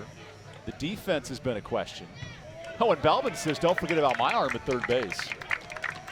It's a good arm. I'm partial to Neto. That arm is next level MLB shortstop worthy. An All-American as a freshman last year. So if that arm plays and the bat plays, how does he project as a minor league prospect? To me, I think he projects very well, and the reason I say that, he's just so professional in the way he goes about his at-bats. And guys he reminds me of are Cedric Mullins, Spencer Packard. Not Torkelson. the home run leader in Division I baseball last year? I'm just talking about Campbell's that I've seen that he reminds me of are Cedric Mullins, Spencer Packard, two guys that both went about their business very similarly. They have a plan. They always seem to be on time. Neto, even with the big leg kick, always seems to be on time. And to me, it just shows that on top of the tools, mentally he's ready and coachable at that next level. And those are two of the most elite hitters that Campbell's had and are continuing to hit at the next level. All in support of Jonathan Beamer, who looks for a scoreless inning here in the 6th. There's an approach the Tampa Bay Rays have implemented with the spot starter and then these long relievers that fill out games. It sort of feels like Beamer's emerged in that role as a mid-reliever that can throw 3 or 4 innings. He is, you'll see one get away from him there, but he is a guy that can definitely throw in that role. We're seeing a lot of it this year from Campbell in general, the 3-4 inning saves. A lot of that is because they lack a true dominant closer at the back end. But this role is working. Come in, work your way through the lineup one time is essentially what the relievers are being asked to do for Campbell, and I think Beamer could be another added weapon in that role. That ball gets away from Babin, so more advancing for Upstate. And you know what's crazy about this? You think about the next level, right? Projecting to the pro level. College pitchers, because of how the schedules are 3 weekends and 1 midweek for the most part, I don't feel as if these pitchers are ready to pitch 162 games. They're not. I don't know the way the workload is structured that these players are always prepared for that next level. And that's across the country, not just in this matchup. They're definitely not prepared. They pitch on a 7-day rotation here. In professional baseball, the special arms that get to continue being starters will pitch on a 5-day. So it is different, but the workload will be managed. They'll be worked into it, and also at that point, baseball's your job. There's no going to class from 8 to 2 and then practice from 3 to 7. These guys are working on their bodies. They have professionals in-house to help them recover, work on their bodies. At that point, you're getting paid legit to play baseball and be healthy. And if you don't figure out a way to manage the workload, you usually don't stick around too long. Of course, Beamer was a 30th round draft pick 3 years ago, electing to go to Campbell and finish his career. Because you think about relief pitchers, and in college baseball, there's relievers now from North Carolina, from Gardner-Webb, from Campbell that have 20-plus appearances, and we're sitting at 28, 29. That just doesn't happen at the big league level. It can't happen. It's tough. Relieving it's a brutal game. Because Sean Rapp, who leads the country in relief appearances, has thrown almost every night for North Carolina. It's all about workload. It depends on pitch count, how long your extended outing is, and how many high-stress pitches you throw. If you're going out there and getting 3 outs, most pitchers should be able to get 3 outs on 3 consecutive days. Typically, as a reliever, you would have the 4th day off, and ideally you would never want to ask somebody to throw on 3 consecutive days. But if the game's close and the situation calls for it. Which is where Justin Harris noted his maturity with handling Ty Cummings, who to start the year had thrown on 2 or 3 straight days. And that's honoring the commitment of, hey, he's not available this day, and sticking with that regardless of the score of the game. It's tough. That's the one thing as a coach that always puts you in a tough position, and especially when you have a pitcher that says, Coach, I'm fine. Coach, I feel good. I feel good. I feel good. At the end of the day, the coach is there to protect. Oh, my gosh. From his knees, Jared Belbin and company making some nice plays. I love it. The defense has come to play. The pitchers are doing their jobs.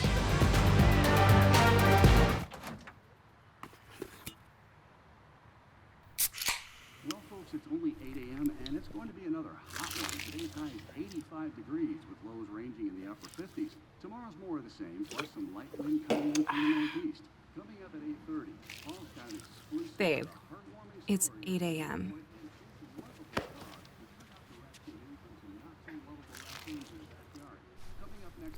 Fried chicken, better with Pepsi. It's bow time. The workday might be ending, but your family's hunger is still gearing up for the night shift. Now you could unload groceries, chop, dice, mince, preheat, heat, slap around the smoke detector, and then celebrate with a big old pile of dishes. Or you could just drop a big bow box on it. Because when you can feed the family with 12 Supremes, fixins, biscuits, and tea, you can clock out and still spend some well-earned quality time with a delicious dinner. It's bow time. Big things are happening this year across the South, from the mountains to the coast. The fast are getting faster. The strong are getting stronger. And the best is getting better. Get ready to raise your expectations. Get ready for something big. Ingalls, a proud sponsor of Big South Sports. So USC Upstate has a nice dynamic duo out of the bullpen. Derek Sivek and Kevin Davis. Derek pitched an inning yesterday, so he should be available tomorrow. Davis has not thrown yet out of the bullpen, and I imagine he will not pitch today. I would agree with that. There's not a very good probability that we see any high leverage arms from Upstate in a 12-1 ball game. It would probably take a 7, 8, 9 spot here late to turn this into at least a semi-high leverage situation. And the way Beamer's throwing and following up Keeler, I don't see that coming. Would that be a mid-leverage situation? Yes. Those are when you'll see your extended relievers, kind of in what we're seeing in Beamer. Like a 3-inning outing.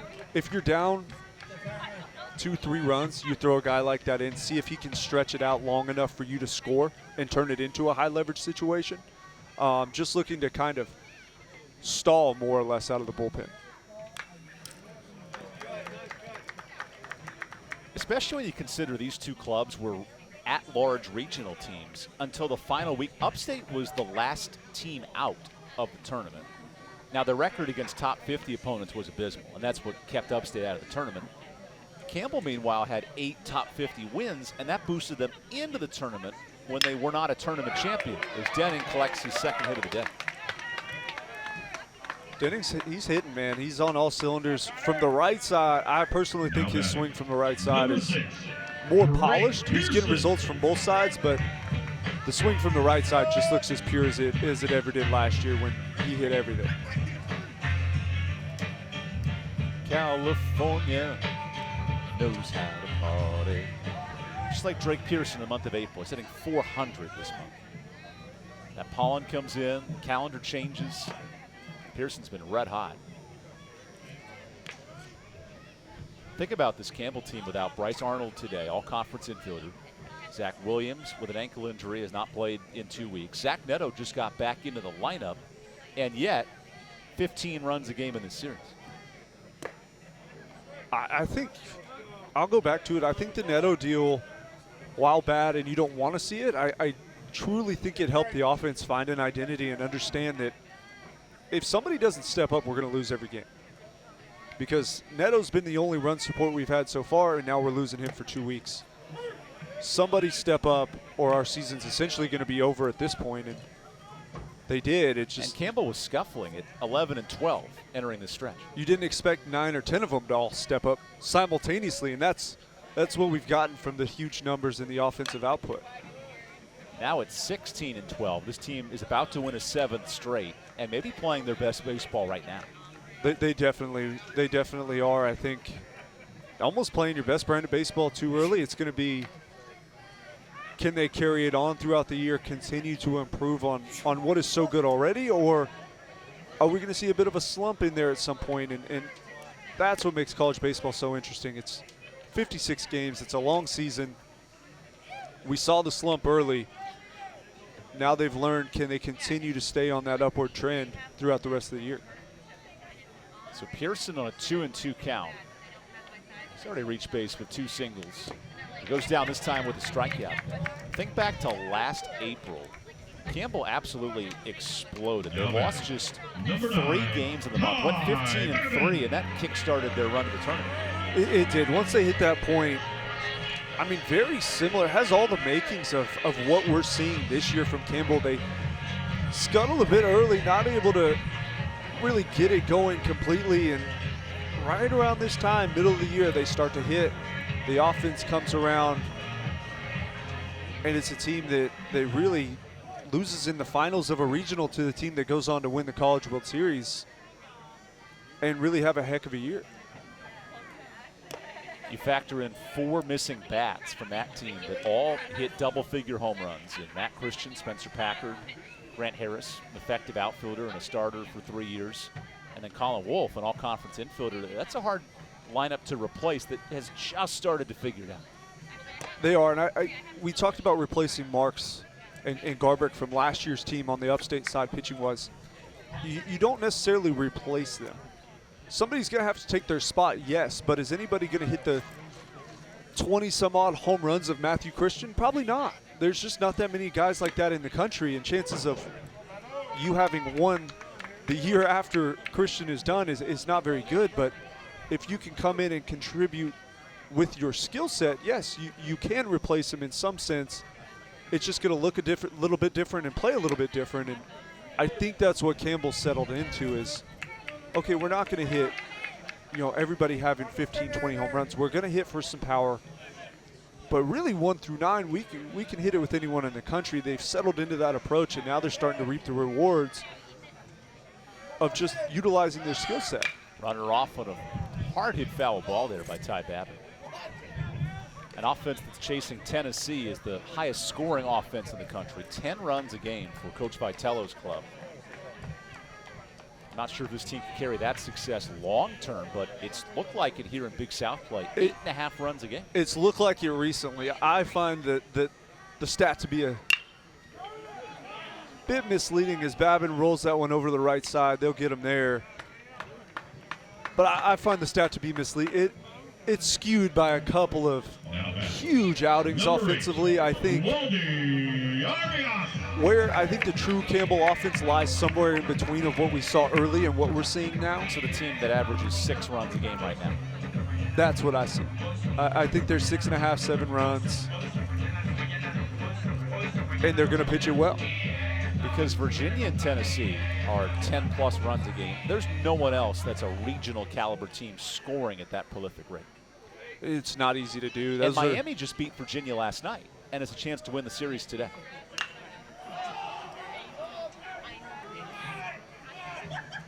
That'll end the inning, and we'll save that discussion for the 7th. Campbell cruising here in Game 2.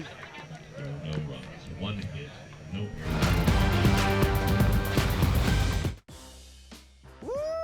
Papa John's just took their fresh, never frozen dough and hand stretched it into thin, oversized New York-style slices. I mean, look at that crust. That is the perfect crust thickness no matter how you eat it. So you can fold it or not. But I ain't gonna lie though, I fold it. Get a New York-style pizza from Papa John's. Better ingredients, better pizza. In sports, we are used to an even playing field. Unfortunately, off the field, court, track, coast, not all people are treated fairly. In the Big South Conference, we commit to using our voices to oppose injustices and inequalities. Join us as we champion change towards ensuring even playing fields in and out of sports. The Big South Conference, we're allies, we're advocates, where winners are made.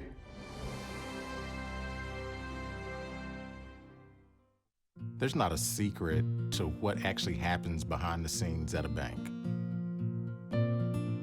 Here at First Citizens, we're trying to educate the client in each step of what's actually going to happen and actually have them make the educated decision around what steps and what options they utilize. We want to become that trusted advisor that actually guides them down that road, helping you reach your goals. That's Forever First. So we've noted the 2 key pieces in Campbell's pen, Ty Cummings and Ryan Chassie. They are now fully rested, and neither have pitched in an entire week, which makes Sunday and beyond an interesting task. It is. I would imagine we'll see at least one of them tomorrow, if not both of them, just simply to at least get some work for an inning or so. Keep the arm moving, get you back out on a live mound in front of a crowd, and make sure you're not getting rusty, and too much off time can be just as detrimental to a pitcher as overwork. So I would imagine we'll see both of them for at least some short work tomorrow and then possibly on a midweek as well. Which makes this run even more impressive because Justin Hare has seen good pitching to complement great hitting. He has. He's got to love what he's seeing right now. The defense has been good. The hitting's been good. And the pitching, to me, has been what it has been. Adam Grove gets hit by the pitch. Because if Harrington and Keeler can combine for 5 innings, or I guess 11 innings total, maybe 2 runs each weekend, that gives Campbell a great chance to win. I think any coach in the country would take those numbers. And I think they have a chance to realistically do that on a weekend by weekend basis just with the talent they have. And at that point, you're always making it tough on other teams. You have the 2 best starting pitchers in the conference. 2 starting pitchers anyone in the country would take. So that gives you a huge head up on just getting started on the right foot on the weekend. Harrington does his job last night, sets the tone. Offense comes to play this weekend, and then Keeler comes out and does his job. You can't help but think that Upstate's going to be struggling a little bit mentally after the way these first 2 have gone. Lost 15-5 on Sunday. Gave up 27 runs on Tuesday. Have surrendered 29 runs in this series, as this ball could be 2. Arias, he goes to first, and that's late. Boy, a dynamic effort, and it results in no outs. That's 2 middle infielders that were a victim of their own range. Ball hit directly over the head of Beamer, pretty firm. Neither one of them call it. You see them, they're both lucky that they didn't collide, but typically you'll hear one infielder call it, the other cover the bag. The only play Waldy has is second base if he fields that baseball with his momentum going away. Maybe the best start for Upstate of any inning offensively is the Jack Hennessy digs in. You've been through these ruts as a player. How do you clean the slate tonight if you're Upstate and bounce back tomorrow? Just find a way to make your vision real small. You can't keep looking big picture. The weekend hasn't gone your way. You don't want to look in hindsight and try to learn anything. These are just games you flush, and then you shrink your vision down and focus on really small aspects of the game. Can you win a pitch? Can you lay off a breaking ball in the dirt? Can you execute your approach at bat 1, have a quality at bat? Those are the small wins early in games when things aren't going your way. They can get you back involved, back believing, and refocused on what's going your way. And you see it a lot of times with slumping hitters. Sometimes it's a drag bunt that gets them out. Sometimes it's a sac fly or a move them over ground ball to the right side. It's the small things in baseball that can turn the big things around down the stretch. And I think if they're able to refocus tomorrow, get a couple things going their way early, they're going to have a chance to compete, but it's going to be hard to forget. Which is why this stretch of compounding losses can be difficult. That walk load the bases. And this is what I talked about a bit earlier with Beamer. He is a victim of really his own mindset at times. I just think he checks out mentally. He's got some control issues. We have a hit by pitch, a weakly hit baseball up the middle, and a 4-pitch walk has now loaded the bases. 2 of those are self-inflicted. If this is 3 consecutive singles as a coach, you can live with that. But when 2 of the 3 guys out there in a 12-1 ball game are self-inflicted, that's the kind of stuff there that will lose you outings down the road.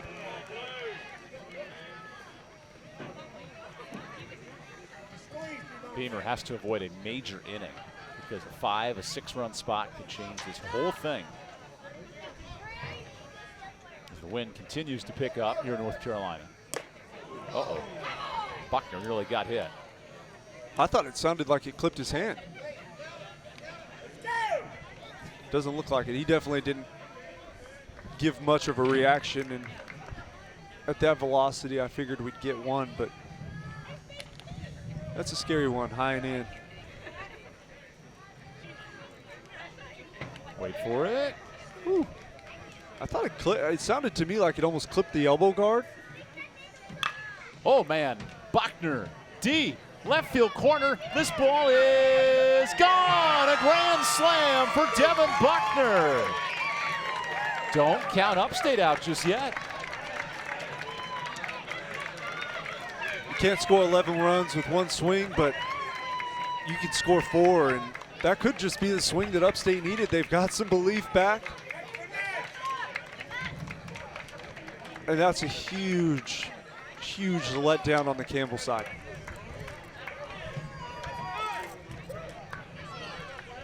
Buckner not missing an ounce of this baseball. Fastball down and in. I thought initially off the bat it was going to curve foul, but when you get through the baseball like you're supposed to, it flies true, and boy, did it fly out of here.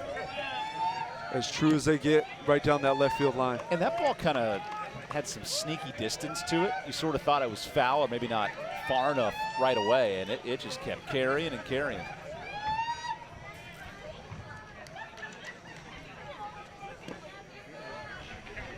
Maybe the spark that Upstate needed, as we discussed, overcoming a tough inning, and it's come to life here. It has. This is, if you're Campbell, yes, you still have a commanding 7-run lead in the 7th inning, but Beamer has no control right now. He has no control. I wouldn't be surprised if his outing ends soon. But they've also dropped the ball on the momentum side of things. Now, I mean, if you finish the game 12-1, Upstate has no hope. You absolutely beat them in all aspects of the game, and it wasn't close. They didn't accomplish anything. But they just hit a grand slam. They know they can get a good swings off against a quality Campbell arm, even though, yes, a lot of that damage was self-inflicted in this inning, but you had a chance to slam the door. Now, it still creaked open a little bit. That's a walk for Beamer. He's given out 3 free passes in the inning. And I know Tyler Robinson's scratching his head saying, well, I want a pitcher to work through some of this, but you also want to take care of business today. And if Upstate can burn any arm in Campbell's pen, that's a win. It is. Looks like they'll burn a couple arms here as Tyler Robinson goes to the pen. We'll take a timeout for the pitching change here on ESPN Plus.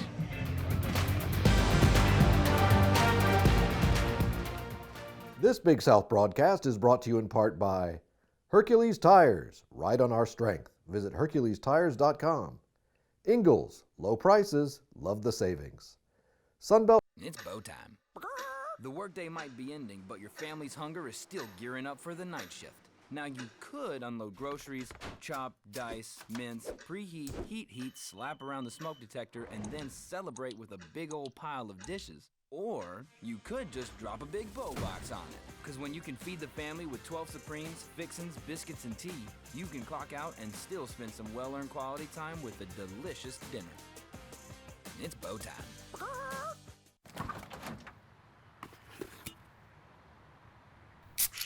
Well, folks, it's only 8 a.m. and it's going to be another hot one. Today's high is 85 degrees with lows ranging in the upper 50s. Tomorrow's more of the same, plus some light wind coming in from the northeast. Coming up at 8:30, Paul's got an exclusive. Babe, it's 8 a.m.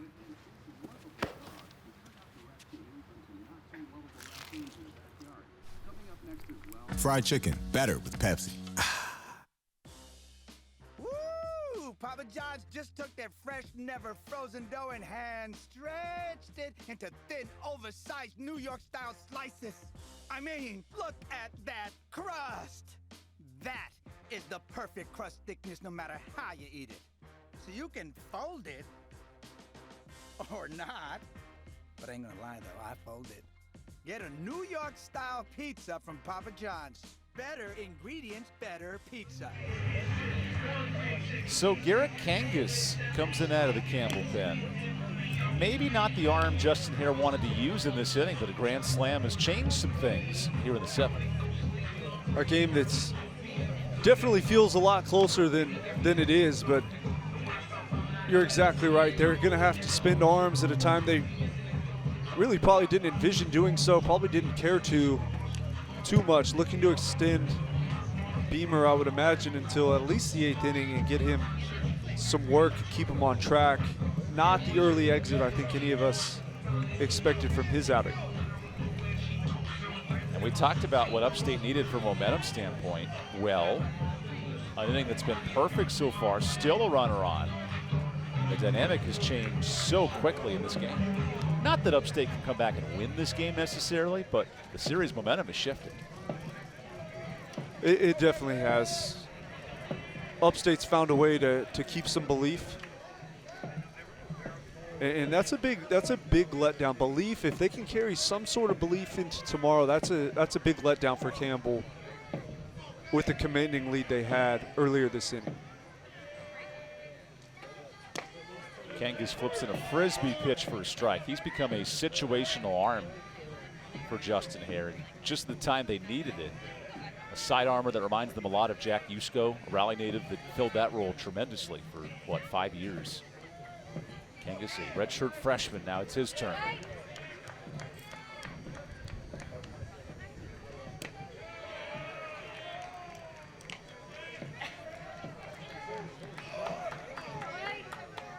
There is something to be said about both these teams playing at an agonizing pace. It sort of keeps every team in it if you can live through the waves and just keep grinding away. Just find a way to stay alive, stay afloat. This ground ball could be helpful. Neto steps, collects, and turns two. That's a pitcher's best friend. How you feel about his arm strength now? I'm in. I want more 305 in my life. That was as casual as it comes. I wasn't sure he was going to be able to turn it. I mean, look at how nonchalant it is. Scheffel and Rocky. He's out. And it wasn't close. It was 2 steps. That shortstop looking at all the All-American part today. There's a confidence and a swagger when Zach Neto plays. I think that was exemplified. There's definitely a swagger and possibly a bit more than that when he hits home runs, especially 450-footers. But you got to love it. I That's think a different category of home run, by the way. It is. That's a no-doubter. It's not a wall scraper. It's not touched. It's like a touch times 2. It was a bomb. 450. But I do think this Campbell feeds off of And look at his Zach swag. Neto after his bullpen gives up 4 runs. Oh, he pulled his foot, and I spoke too soon. That's where I think the injury is still bugging him. He's a step slow, gets hung up on his feet a little bit, and watch him not turn the glove over. See how he fields it on the backhand? That is a step behind to where he's not able to get his body around. That was a first baseman, though. You need to attack that ball horizontally and not vertically. If you know it's offline and you extend yourself forward, you give up your body to move left to right. You do, but the throw should be better. A guy of his caliber, he's a step behind. The arm lags because the footwork was poor. He knows it. The scouts know it. It's not something that's going to affect his stock. It's just a matter of getting those steps all the way back, coming back from that ankle injury. And right after we talked about Campbell doing a nice job of erasing the damage, right? These are the lingering wounds that can keep teams in it. They are. I'm not entirely sure we thought we were going to be having this conversation the way the pitching was going early for Campbell, but a couple self-inflicted wounds and one big swing of the bat, and you see why people don't go away for college baseball. 2 hours and 40 minutes in, it has become a grinded out 7th inning. This is why the mercy rule will probably not get approved in college baseball, because there's not enough quality pitching to really end the game. I'm still in favor of the mercy rule. Now, the softball coaches all agreed to it. Now, baseball eight runs after 5 is a little different, but baseball coaches never will. 10 runs after 7 would seem reasonable, and that's not the case today. But yeah, I think after 7, 10 after 7 is plenty. If you want to keep playing beyond that, play better baseball. And the coaches don't want to hear that. Well, we always got a chance. It's an untimed game. If we got outs, we can do it. But in a game that struggles with its length and duration, is another hitter gets away there as Colson draws the walk. So that walk brings up the 9th hitter of the plate here in Troy Hamilton. It's funny, right? We started this inning discussing how can Upstate build momentum and overcome a difficult first 2 days. There's your solution. This is it.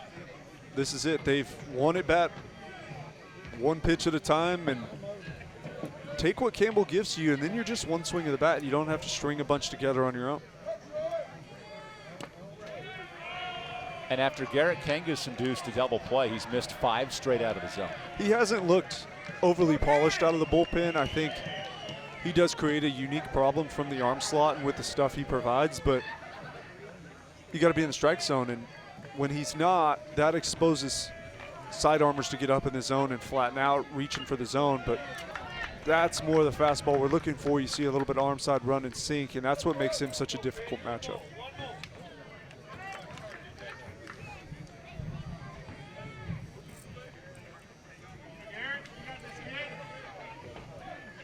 Four runs on Check This Out, Cole. 1 hit in the inning, a grand slam. That sounds right. I mean, a lot of pitching coaches, we got foul ball there, foul tip, it looks like back to Babin, but a lot of pitching coaches will tell you walks are so much different. They find a way to come around and score. Walks will haunt you. And there's no rhyme or reason to it other than they come around to score. I don't know much how to describe it, but when you give things away, it will come back to cost you. Yes, he did. And Kangas with a strikeout ends the 7th. Time to stretch here in Buies Creek. It's a 7-run game.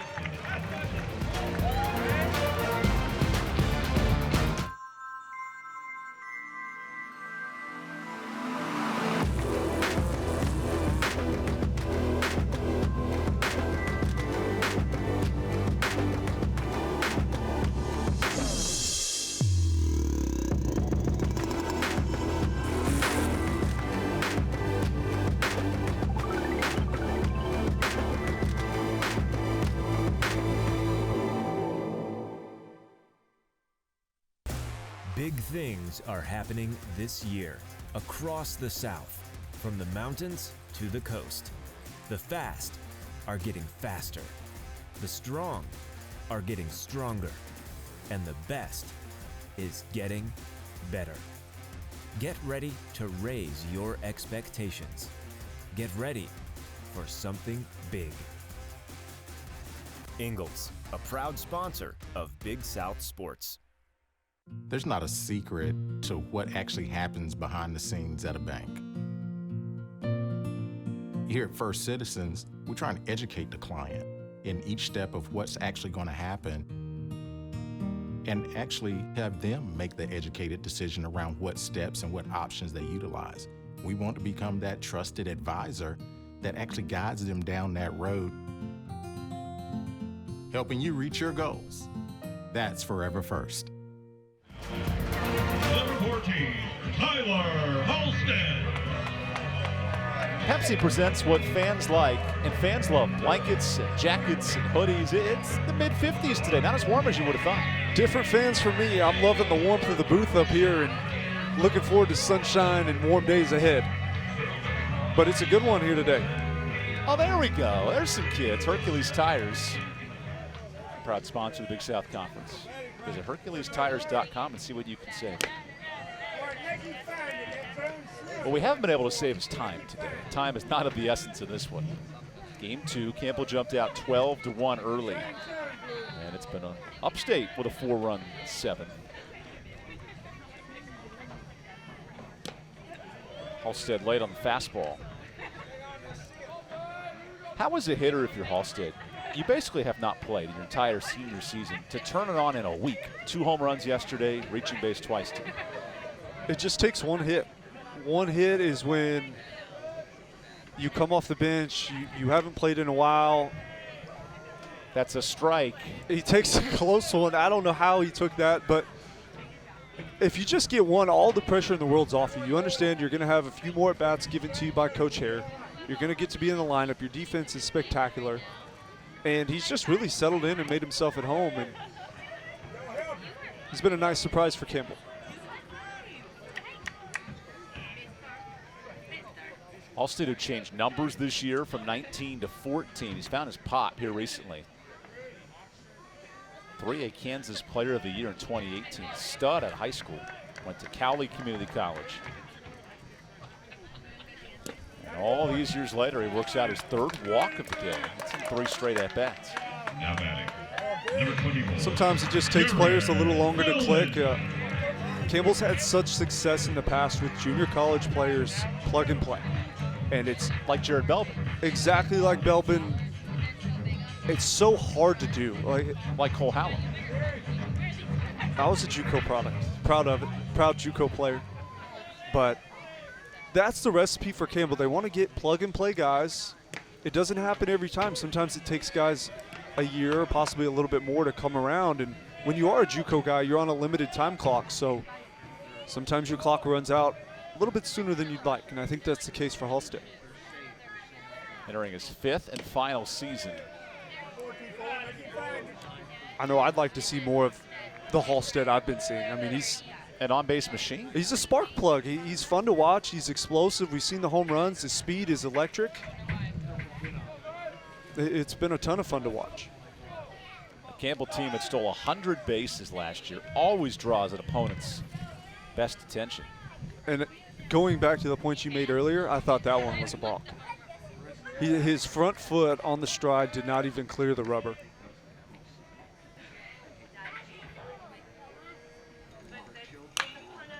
This is popped up out of play. Stolen base leader in the country, Texas Southern. Oh, they hit our booth.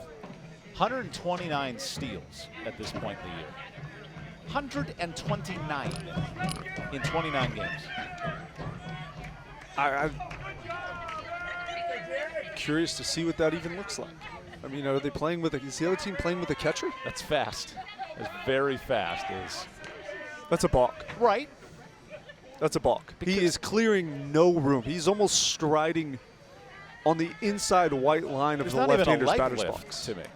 It's just a straight forward motion. There doesn't have to be a lift, but there has to be an intention of moving towards first, and he's almost striding right at Belbin. I don't like it. Now, are they going to call it in a 12-5 game? That one was even more to first than the other one, but he's not clearing.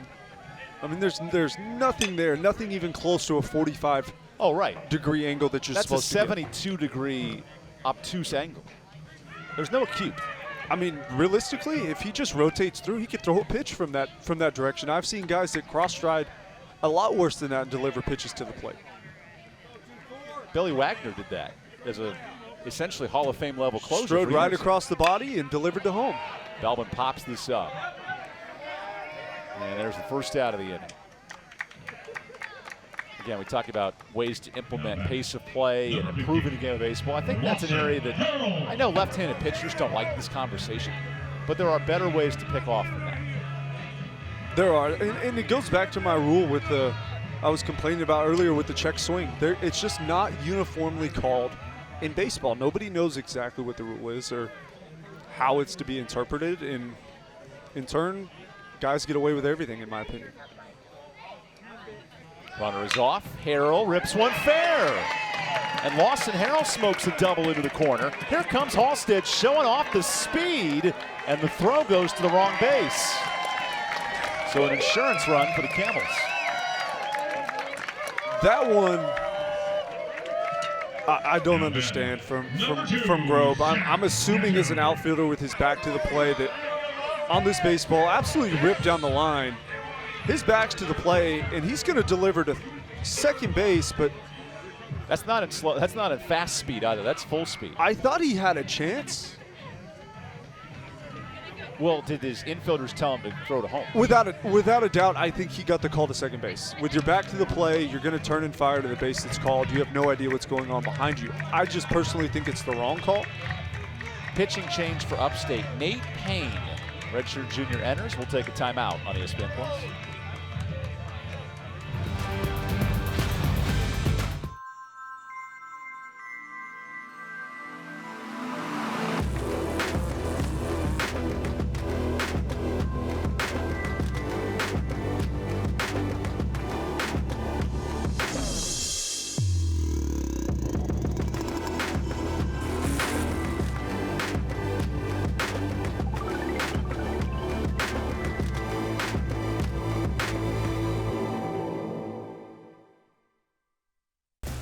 Big things are happening this year across the South, from the mountains to the coast. The fast are getting faster. The strong are getting stronger. And the best is getting better. Get ready to raise your expectations. Get ready for something big. Ingalls, a proud sponsor of Big South Sports. There's not a secret to what actually happens behind the scenes at a bank. Here at First Citizens, we're trying to educate the client in each step of what's actually going to happen and actually have them make the educated decision around what steps and what options they utilize. We want to become that trusted advisor that actually guides them down that road, helping you reach your goals. That's Forever First. Nate Payne makes his 5th career appearance against the Camels. He has pitched a bunch in 2 years. Mustache is A+. And now Payne goes, well, chance to save my ERA and get out of this inning after another base hit. Harrell brings in Tyler Halstead.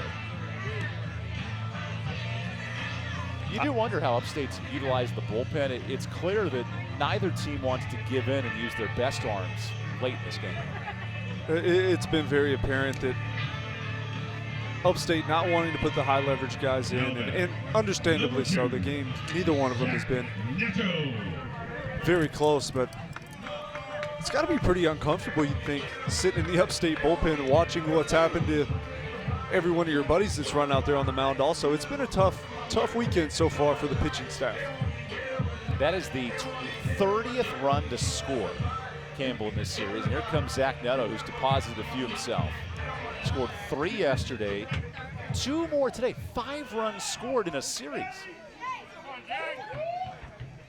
As we missed all the fun of a pickoff attempt, I got distracted. That's the move I don't understand.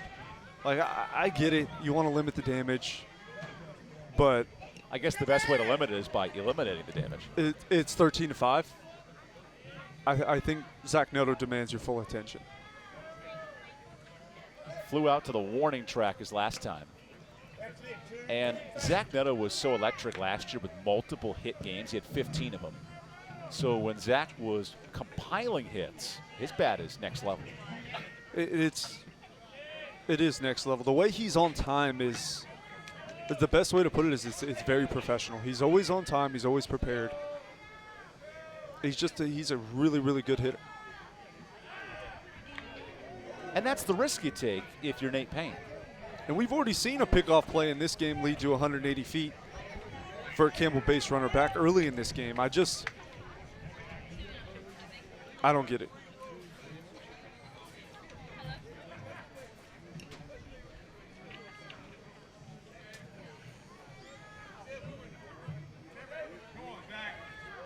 So Nate Payne faces the home run threat, and Zach Neto blasted a big fly his last time and takes a strike. He's got the war paint on today. That is really embracing the black uniforms with the black eye black. That's a man that knows his swagger very well. Confident All-American who's cooking at the right time. Gets on 48% in his what could be his final season as a draft-eligible junior.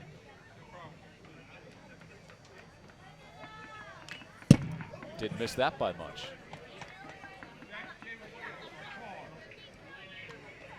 I think he got a bit of the umpire as well. The catcher's asking for some help here. Clip his ear? Here come the athletic trainers. I guess you could say the Campbell trainer got there first in the race.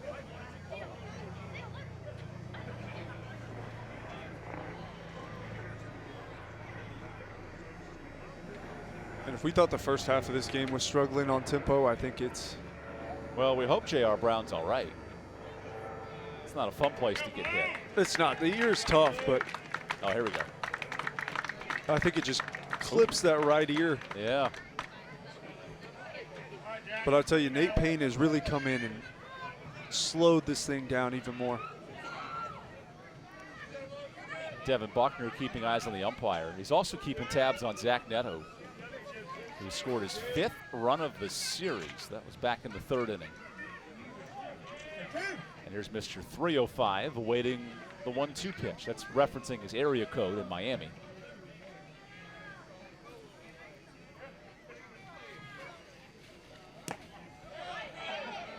You figured that would not have been called strike 3, just because of how both the catcher and the pitcher, like, who do you give the call to? The catcher who tries to help you out when you get hit, the batter who checks it on you. I mean, you're kind of caught in no man's land there. Yeah, and coming off a ball that clips you, you're not feeling great. I will say, you never know how that ball just to touch off the plate's going to go. It's uncomfortable, especially late in the game like this. An 8-run difference. There's a strikeout. Good fastball from Nate Payne. Now back, number 21, Logan Jordan. Gets one of the better hitters in the country here on a pitch elevated. It looks like just beats the barrel of. Was that a changeup? I think it's a fastball. It does have some heavy run. And it was 80 miles an hour. I don't think Payne's the hardest thrower in the bullpen. I've been checking. That's effective because Payne's ERA is 2.1 in 12 innings. I'm curious. I've checked the board a couple times. I've seen the 80 a couple times on pitches. I wasn't sure about. Maybe it is. It could be a changeup. It's a heavy dose of off speed either way.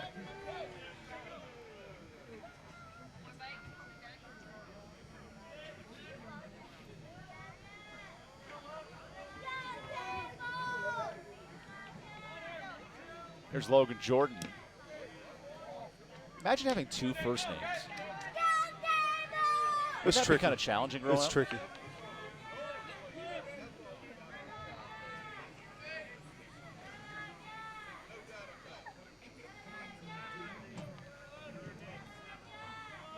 A lot of fan support, at least.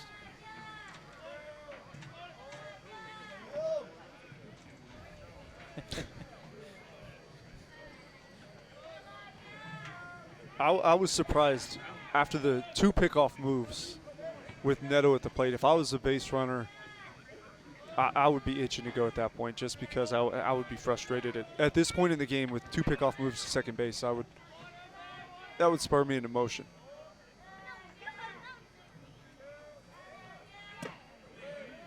A 3-0 count. I think those are fastballs. But it has a little bit of two-seam action to it, but it doesn't move like a two-seam. It's heavy. It's definitely a heavy pitch. I'll have to ask the coaching staff how to describe that pitch for you. Talk to Mike McGuire tomorrow because I don't actually know what it's doing. No, it's not a cutter. It's robbed at first of a hit. Nice scoop at first base by Sullivan to end the inning. However you draw it up, it's successful. Nate Payne gets out of the 7th here in an 8-run game.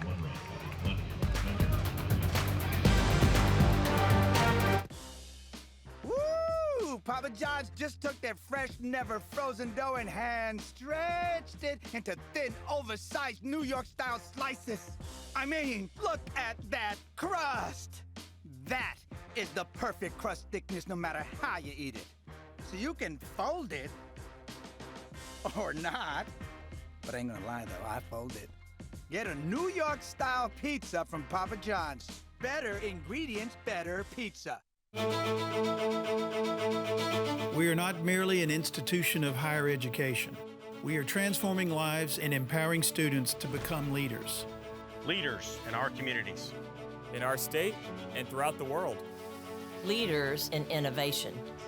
Leaders in service to our neighbors. Join our movement. Join our community. Join our mission. Lead with purpose. Lead with Campbell. In the last 10 years, Emerge Orthopedics has really been on the forefront of doing orthopedic urgent care. We realize that a lot of these accidents happen after hours, and patients want to get seen and get diagnosed and get taken care of. Emerge has a number of orthopedic urgent cares throughout the Triangle, and some of which are open 7 days a week, open till 9 o'clock at night, and that's been a huge benefit to patients. Patients routinely give us compliments on that and the care they receive there. Here's what Campbell has on the docket. The Duke Blue. Okay, I will admit the Duke Blue kind of blends into the background there. NCA&T and then North Carolina next Tuesday, so a road-heavy stretch for the Camels coming up. It's going to be good for them to get away from this place. Go play some quality opponents, a couple ACC opponents on that schedule, and see if they can continue this hot streak. Cade Anderson, the Cowboy, comes in out of the pen. Jacksonville, North Carolina. He's grown his hair out since media day. I feel like you have to adopt the hair of the season at the start of the year. I get hair grows over the months, but I agree. Or do you retake your media day picture when you're in April? It can be deceiving. How do you feel about growing out the facial hair midseason? I get that because the whole March mustache challenge thing, and a lot of schools will do it. But the hair. If you're a long-haired person, come into the year with long hair. So you'd like January to see for the pictures. haircut consistency. Or if the New York Yankees and you have trim beards and the short hair, then just do that the whole year. Don't go long to short. You're not Rick Vaughn. I don't need to see the wild thing hair. Some players, I used to cut my hair or shave my mustache depending upon how I was going. So if I was struggling for a hit and I had a mustache and I was 0 for 8, chances are the next day I wasn't going to have a mustache. I was going to ask you, was it more about your performance or maybe your girlfriend at the time, or relationship partner who may have asked about those things? All performance. Because I know deep down she doesn't want to come watch a bad baseball player. So it was in my best interest to perform well. Regardless of the facial hair, as Adam Grobe takes Anderson's pitch outside. Because baseball players are superstitious, clearly. However, they're also known to wipe the slate clean from one day to the next. It's such a weird dynamic, right? I don't know how many baseball players, I gotta be honest, actually wiped the slate clean. They all talk about it. Yeah. They'll tell you they did. And Adam Grobe with a nice base hit. And this ball gets all the way to the wall. Lawson Harrell a bit late on it. Now a chance for a triple for Grobe. And the throw is late. So a leadoff triple for Upstate.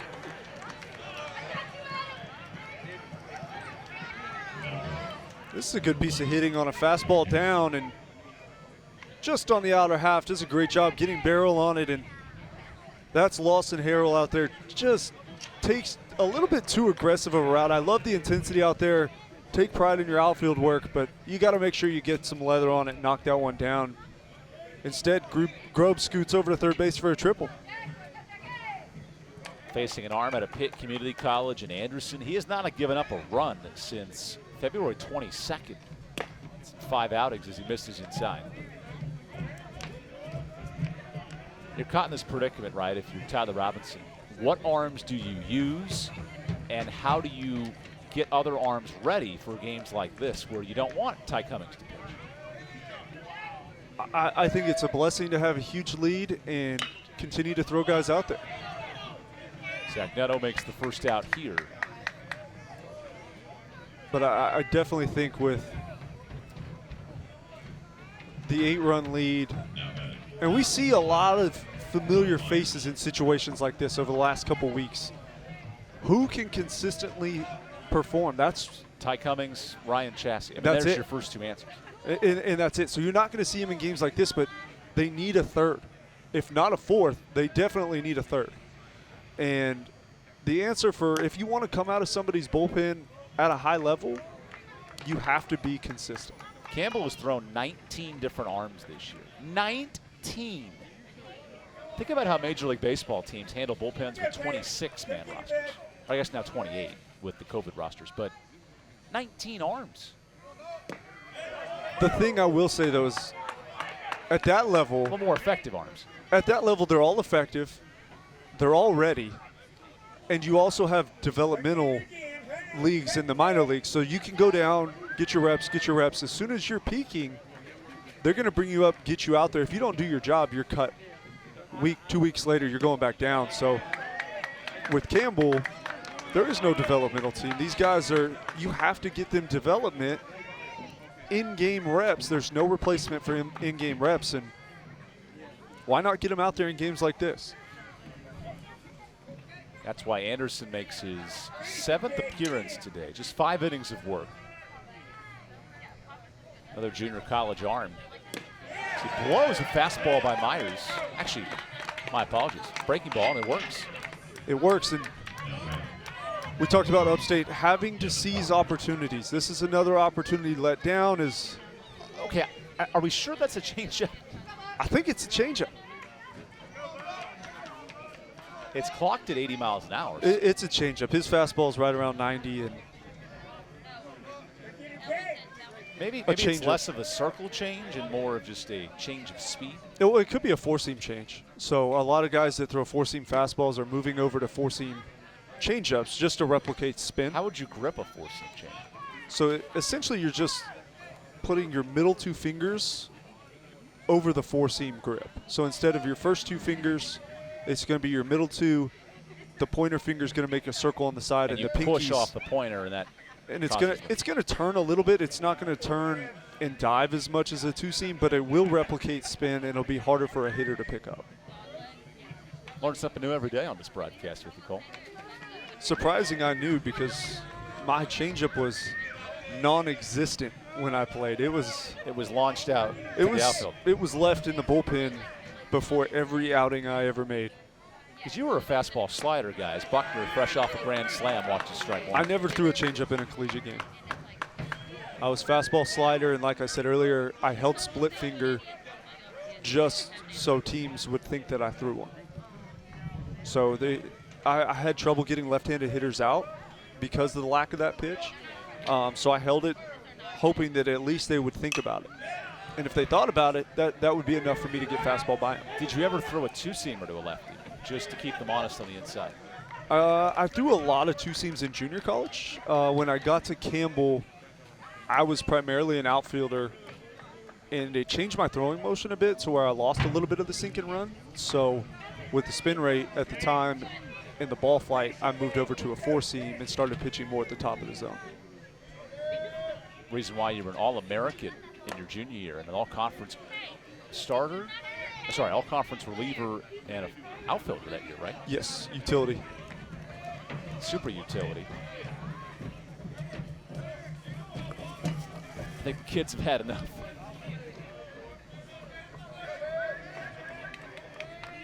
So full count here to Buckner. Yep, okay, everyone's got to call time. I think we're good. Nope, catcher calls time.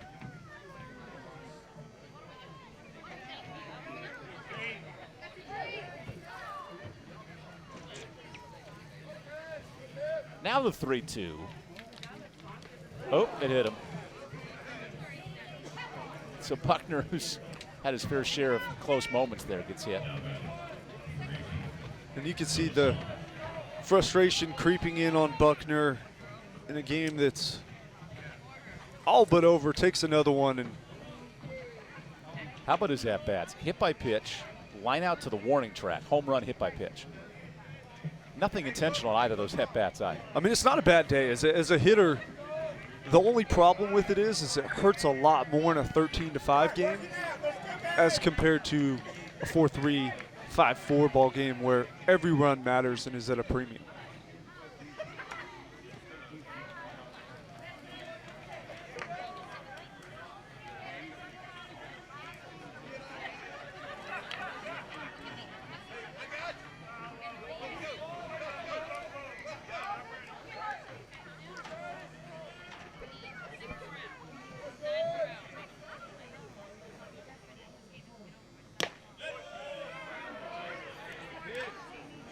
I know Cade Anderson needs to develop, right, and get innings, but this has the feel of Game 7 of the World Series, and it's 13-5. And I understand you want pitchers to have that dynamite mentality. See, I would beg to differ. I don't even think it has. And this is, you look at big league pitchers like Kenley Jansen. There's slow, effectively slow, and then there's this, right, to where your defenders are bored, The crowd is bored. The energy sucks right out of the building. This is what I talk about when I complain about tempo is you're giving away free passes, you're not throwing well, you're also throwing a pitch a minute.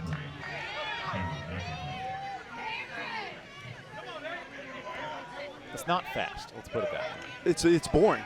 And this is everybody's beef with baseball is moments like these. They are boring. And Tyler Robinson looks ready to go to his bullpen.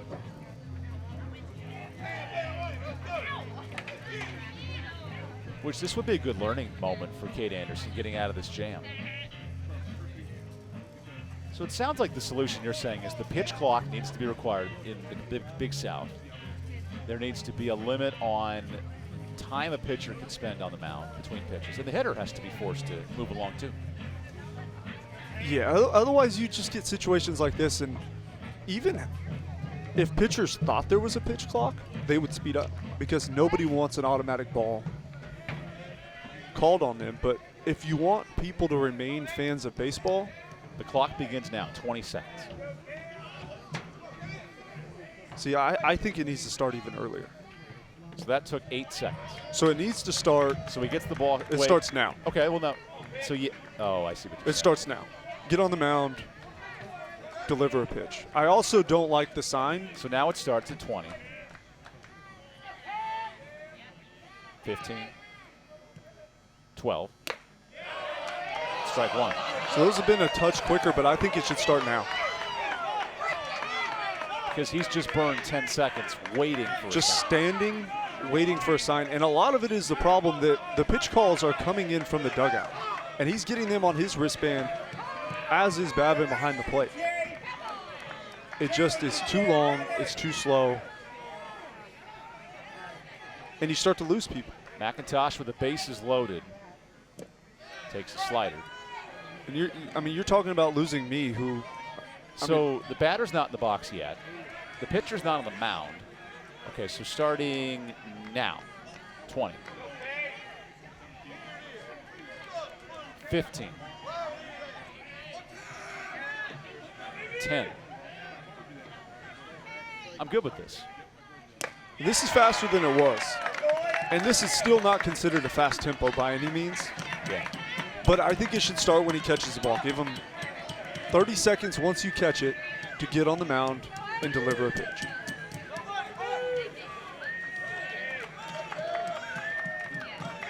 Upstate loading the bases here in the 8th. And the catcher calls time.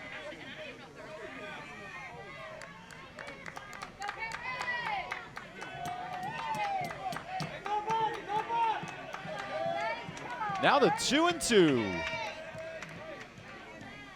is line foul.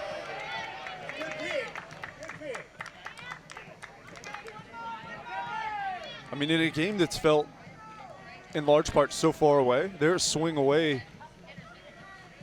from at least making it interesting.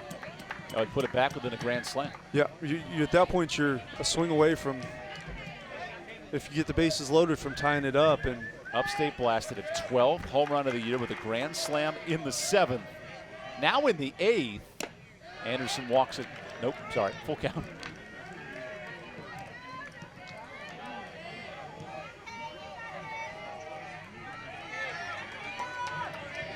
A triple, a hit batter, and a walk have extended this inning. And now the payoff pitch. Line foul. And the stare downs begin. I mean, credit where it's due. Upstate travels well. Fans are here, still loud in a game that's not been overly close for the majority of it, but clawing back, and the fans are here for it.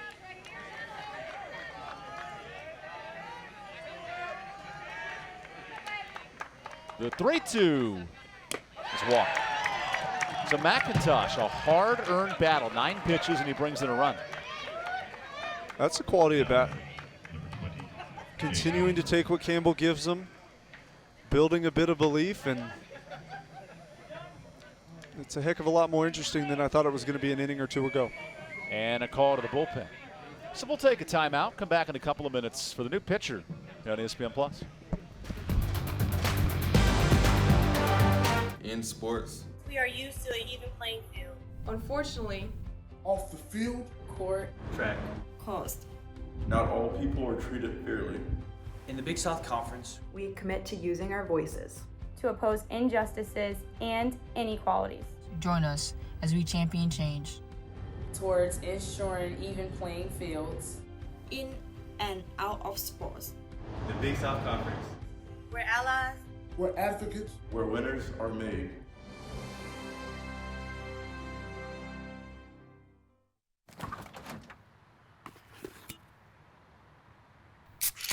Well, folks, it's only 8 a.m. and it's going to be another hot one. Today's high is 85 degrees with lows ranging in the upper 50s. Tomorrow's more of the same, plus some light wind coming in from the northeast.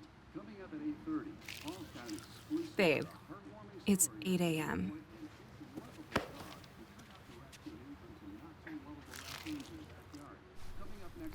Fried chicken, better with Pepsi.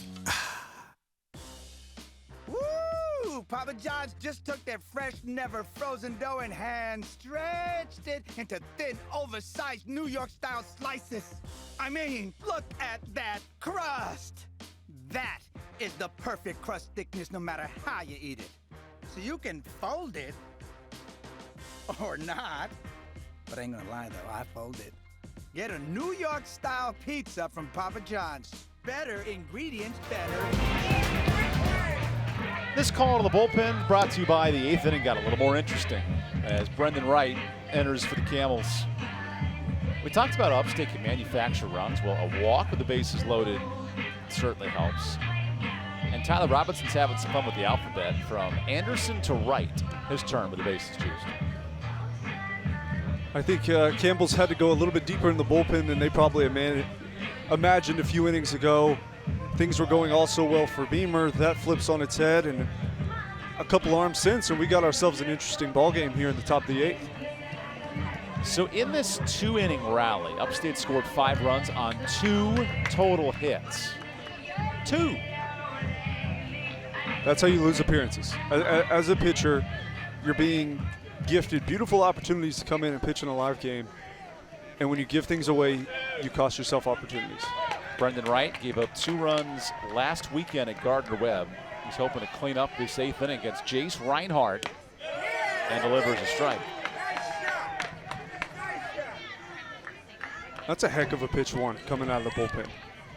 His best slider. It's a tough task. Bases juiced for the Spartans. In a game that's picked up in entertainment value is their strike 2. Reinhardt pot committed to that pitch. He was sitting dead red fastball trying to add another 4 spot to the board, but Brendan Wright has other plans with that slider in his back pocket. He was denied that opportunity. He was. I'll tell you what, after sitting in the bullpen and dugout for the better part of almost 3.5 hours, Brendan Wright coming in and slinging it. That time Reinhardt was all over it. The first-year starter behind the plate. And this is where I think Brendan Wright has to throw another one. You've thrown 3 in a row. Reinhardt just got his best swing off on really the worst slider you've thrown out of the 3, and he's going to be sitting fastball, execute a slider outside the zone. He does, and Reinhardt takes it. Good pitch call. Upstate has struggled with men in scoring position all day, 2 for 13, and yet they're a 3rd hit away from making this thing interesting. They are. They are. You got to give it to Upstate. They're a scrappy bunch, they're a competitive bunch. They just refuse to go away. You put 2 of those teams together, and here we sit 3.5 hours in as the inning continues.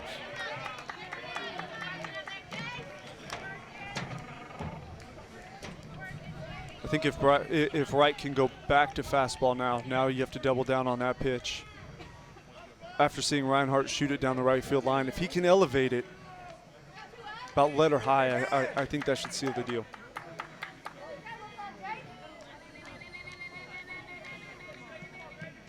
Now the 1-2. They got him with a slider, and Babin closes out the inning on the plate. So for the 2nd straight frame, Upstate loads the bases. The game remains at 7.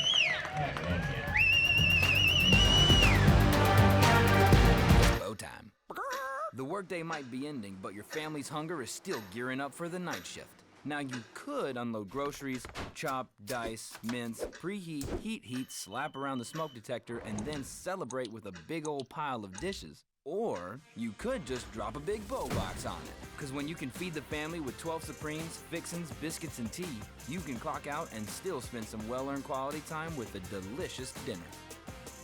It's bow time. Whether you're a contractor or do-it-yourselfer, Sunbelt Rentals is committed to making it easy to get the tools and equipment you need. With a vast network of locations across the U.S. and Canada, no one brings more yes to your project. Our broad inventory and dedicated team of experts makes equipment rental absolutely available, positively reliable, and unquestionably easy. Visit sunbeltrentals.com to reserve your equipment or find a location near you. In the last 10 years, Emerge Orthopedics has really been on the forefront of doing orthopedic urgent care. We realize that a lot of these accidents happen after hours, and patients want to get seen and get diagnosed and get taken care of. Emerge has a number of orthopedic urgent cares throughout the Triangle, and some of which are open 7 days a week, open till 9 o'clock at night, and that's been a huge benefit to patients. Patients routinely give us compliments on that and the care they receive there. So the Spartans will take on Clemson in the midweek on Tuesday, and then Cole, things get really tough. A series at Charleston Southern. Upstate's in danger of dropping 5 in a row. They need some quality wins here, Nate. They do. It's just going to take one to get them back on track. Just fumbling around a bit right now. Haven't played great baseball really in any of the 3 aspects, but they are still competing and are a talented bunch. I think if they can just get it back on track for one, that will position them moving through the next stretch of this tough schedule of theirs.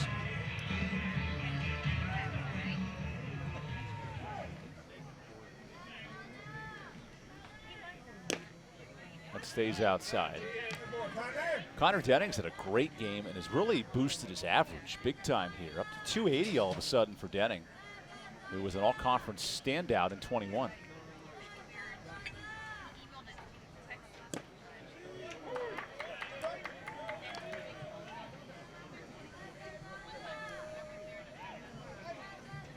Denning led the Big South in triples last year. I forgot about that. Second in slugging, first in runs scored in the conference. And now he pokes one to left field. This might have a chance into the corner, and it's foul. Better swing, though, from Denning. I like seeing him get more involved to the backside from the left side. Just using the whole field, staying through the baseball a bit more. And, yeah, looking back to last year, I mean, he was an absolute extra base hit machine, multi-hit game machine, and good to see him starting to come around.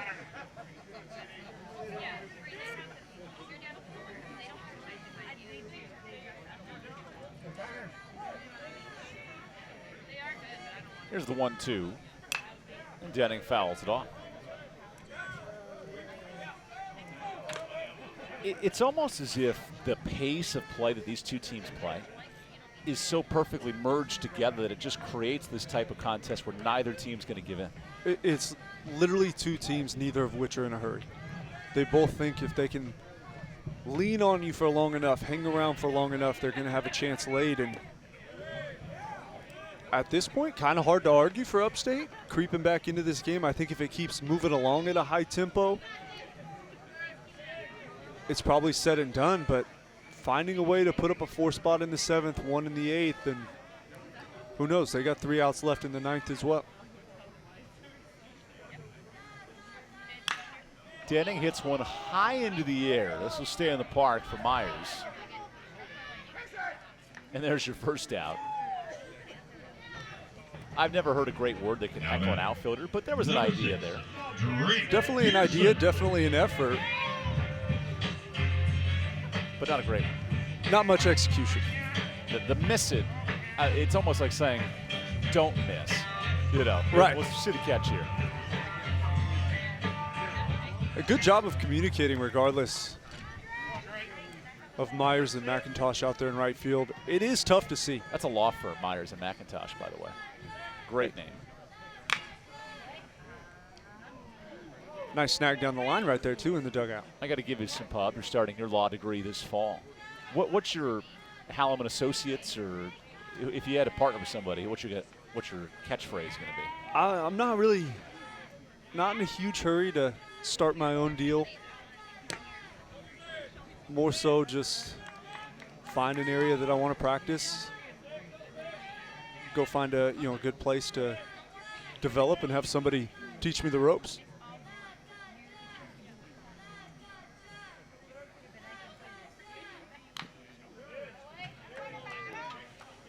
Those 1 and 2 on Pearson. I guess I couldn't get enough Campbell though. Get an extra degree. An extra degree from Your Campbell? third, right? Second. I didn't finish the other one. the master's was just kind of to occupy my time while I continued my career. It was a master's on paper. It never was cemented. As that is not called strike 3. Nate Payne's done a fine job. 3 straight retired out of the pen. And I don't think either team's going to be real happy with J.R. Brown's strike zone tonight. He hasn't pleased either party. I'll say that. That ball stays fair. And there's your second out. Nice throw from Easton Cullison. That was a nice play by Cullison. I know when the score is this lopsided, it can get overlooked at times. Okay, but did you have a computer screensaver as a kid that would just like ping back and forth? I did. So that's what our camera operator too, Savannah, did a great job following the ball. She went, okay, watch this. Ping, across, back to ping, bing, bing, bing, bing, bing, bing. And those computers sometimes wake up and then you get back to play. I used to always stare at the screen wondering if we'd get a perfect corner. Yes. You did that too? Oh, because you had like, right? When Like the when floating. your VHS was paused and you're watching a movie and they pause it. Will it ever get a perfect corner? And it would change colors based on what side of the wall yes. it would hit? Yeah. Oh, yeah. And now I'm going on 30, and I don't know that I've ever seen one. Well, nowadays, there's commercials being played while you pause your movie. That's the advancement of like Apple TV and all that jazz. Glad to have you here on ESPN Plus. Bottom of the 8th, along with Cole Hallam. I'm Evan Budrovich. This is a 2-game series that Campbell has dominated in terms of runs. 30 runs scored. Now, Upstate's found a way to hang around in his second game. Babin pokes it foul.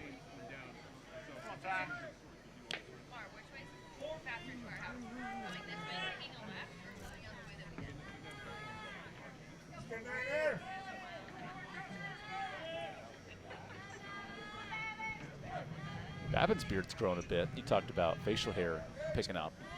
He's first team all beard for me. I mean, significantly younger than I am, but just dwarfs me in the beard category.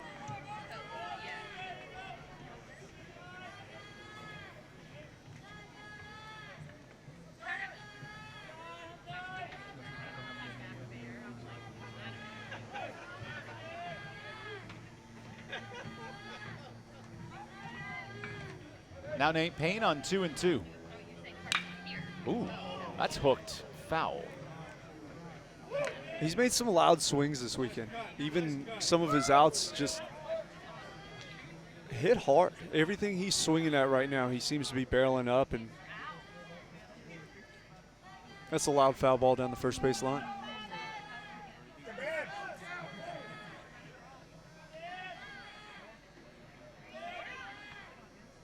As Payne takes a moment to think over this pitch. Lowest ERA in the Upstate staff, 2.1. And that changeup is ripped past Sullivan. So Ty Babin with his second hit of the day. It's good to see him starting to click. A kid that works so hard, and things didn't go his way kind of in the middle years of his career, but continues to put the work in, starting to reap the rewards of all the hard work he's invested.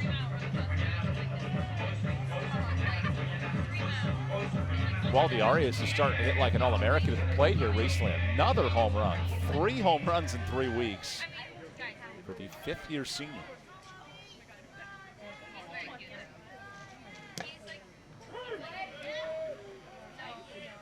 I definitely think the swing is there. Now can he consistently apply it, get the average up a little bit? I think if Waldy can get it to 235, 240 with his defense leadership.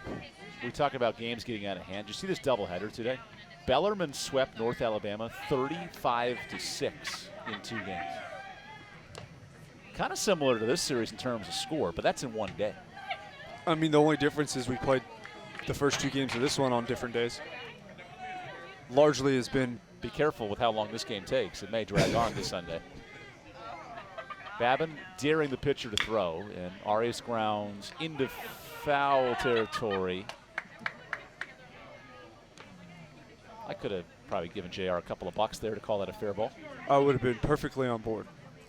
I think the only one maybe not on board would have been Waldy.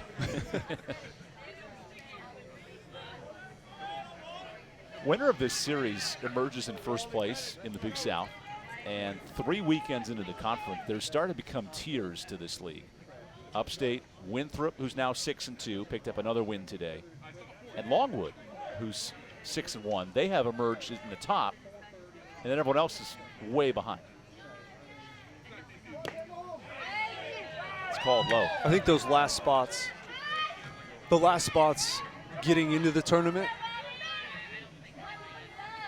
are going to be the ones that are super interesting. I think the top 4 will be pretty tight at the top, with some more middle tier teams absolutely battling it out at the end for those last few spots.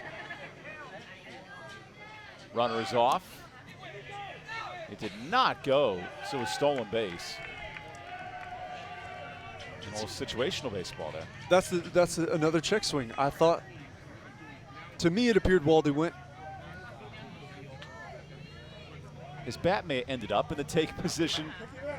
But Cole had mentioned in the conference, I mean, there's 4 good teams and then just a lot of muck in the middle. To me, I think you nailed it. There's the top tier, there's the middle tier, and then there's the rest of the teams at the bottom. And there's a team like A&T that didn't qualify. We only have room for 10 spots out of 11 on the graphic. And it would take a lot for them to crawl their way back into the race whatsoever with the start that they're off to. But to me, those middle teams that are kind of 5-5, close to 500 baseball in conference are going to be, I see them kind of hanging around together until the very end, and it coming down to being close to those last 2 spots.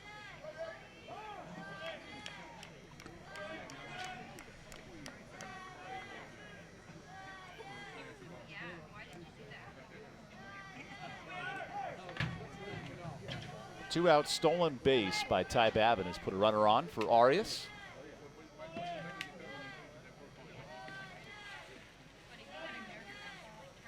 And Waldy smokes a base hit.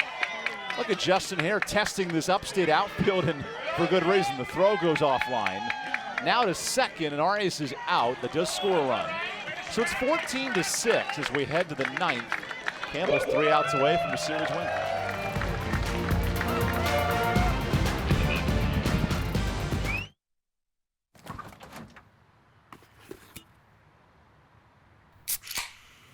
It's only 8 a.m. and it's going to be another hot one. Today's high is 85 degrees with lows ranging in the upper 50s. Tomorrow's more of the same, plus some light wind coming in from the northeast. Coming up at 8:30, Paul's got an exclusive Babe, it's 8 a.m.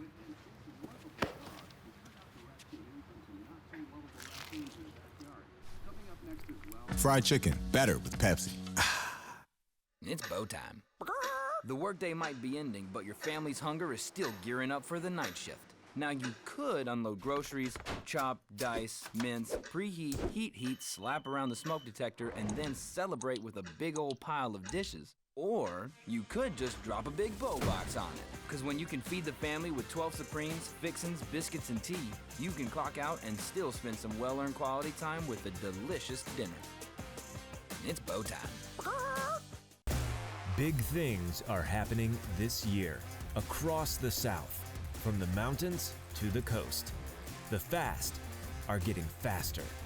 The strong are getting stronger. And the best is getting better.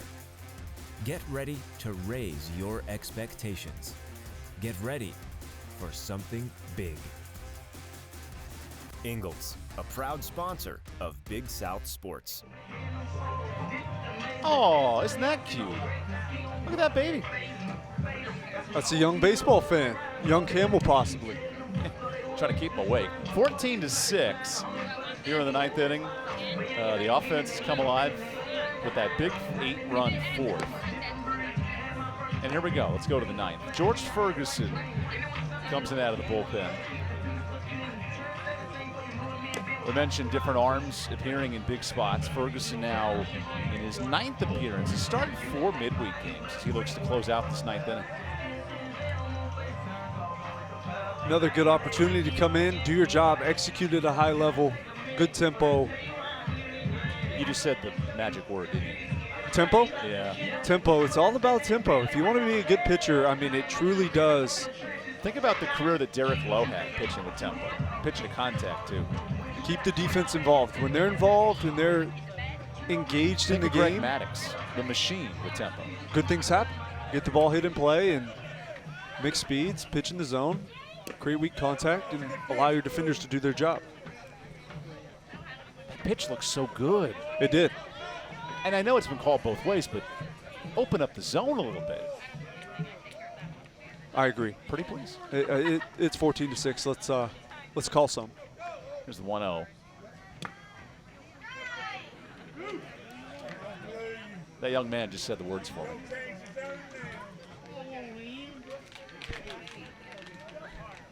There actually have not been a lot of walks in this game. Take that back. 15. 15 walks. I thought there was less, and then I double-checked. There's a strike.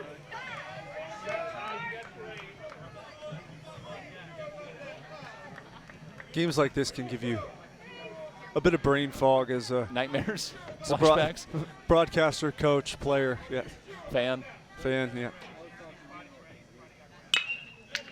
Caruso into the corner. That's fair, and down for a base hit. Cole Caruso wants 2, and he hits the brakes. Whoa! What a throw! Lawson Harrell. Woo! And for good reason. He would have been absolutely toasted second base with. Butter him up on that one. No reason to stretch this whatsoever. I thought it was going to curve foul initially. Ball just hangs in, and okay, that watch wind. this. Watch this. Watch this. Zing! I mean, that's how you teach it. Great spin throw, gets the weight on the back foot, plants and. Davis Dupree, clip that play. If you're listening, the SID at Campbell. Clip it, post it.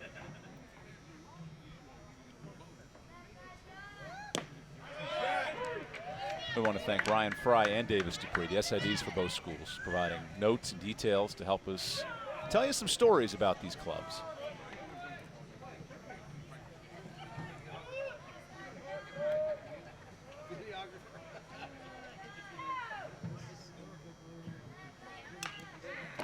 We mentioned it earlier, Campbell's average pace of play, 4 hours and 5 minutes. Getting close to that here in the 9th. Hopefully we don't reach that number. You and me both, brother. Cheers to that one. Ferguson now on 0-2. Line drive, base hit. Hamilton down the line. Mike McGuire thinking, pondering, holding. Second and third, nobody out as the throw overshoots Neto.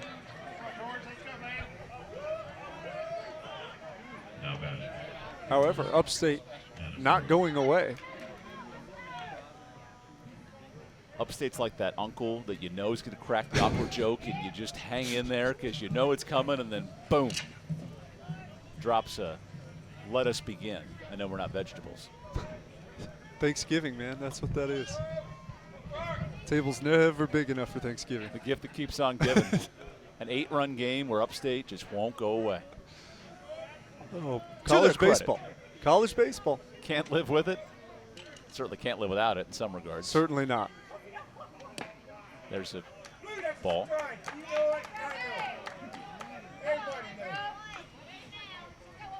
Bradford hangs on to beat Gardner-Webb today, 4-3. The Highlanders now a third Big South win.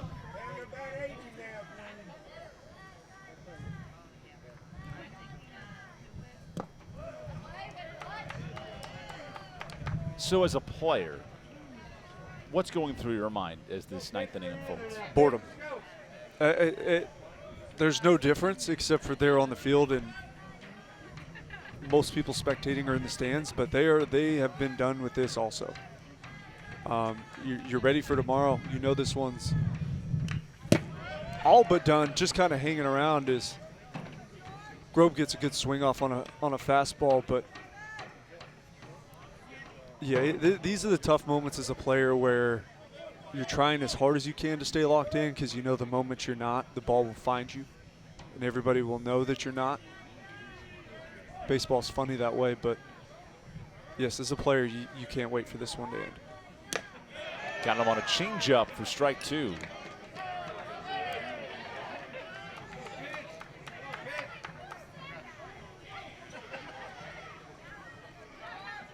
Campbell men's tennis for the first time in 30 years won a regular season title today, defeating Presbyterian. And now in a battle of the top 2 teams on the baseball side of things, that's an infield fly. Meadows got it, first down.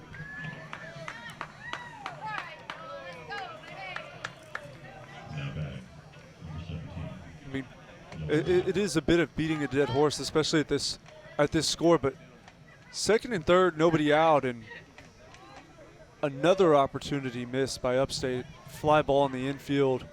Pretty nonchalant there for Neto at short, but if they convert and do their job, they should have at least another 2 to 3 runs on just doing the simple things right. They just haven't executed in situations with runners in scoring position.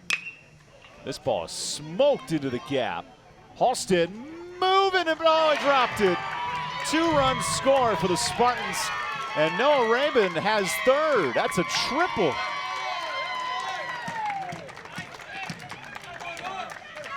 Well, they live to get away with it on a hard hit baseball from Rabin. They're starting to swing the bats here late, coming alive, building for tomorrow. As this ball's hammered, but look at the ground covered by Halstead. Just not able to reel it in. A catch he knows he should have made, but a bit of a victim of his speed out there in center field. Not many people could have run down that baseball and got leather on it.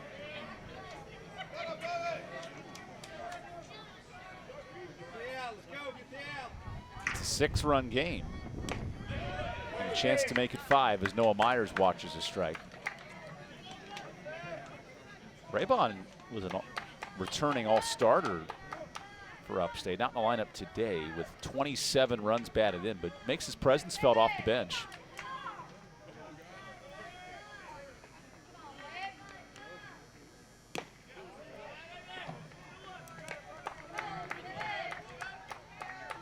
I think the longer this goes, the more Upstate can just hang around.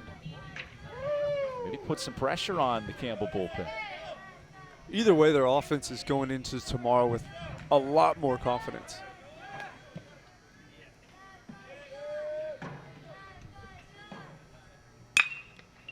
Oh, Neto on the bounce. Well, hanging on to their first base for the second out. That's the Zach Neto experience at shortstop.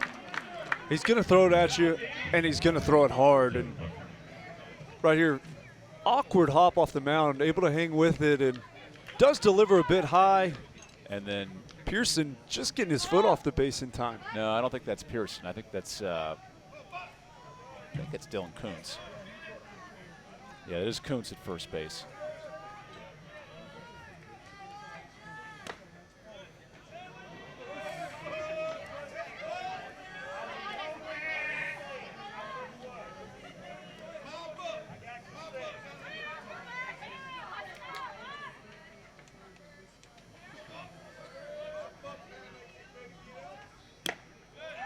Ball 2 to Devin Buckner, who would love something over the plate and not in at his shoulders. I think he'd do a lot of things right now to avoid his third hit by pitch.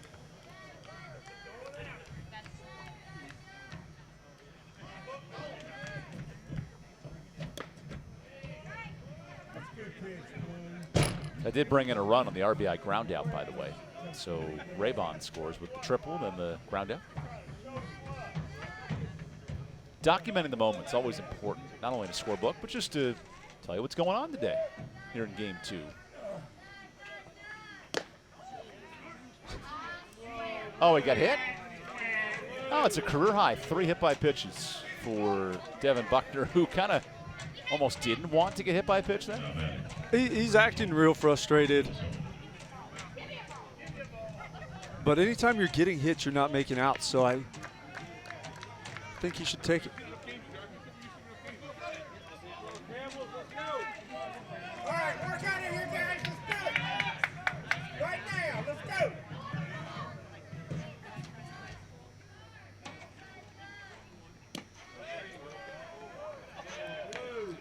Last chance for the Spartans and Noah Sullivan.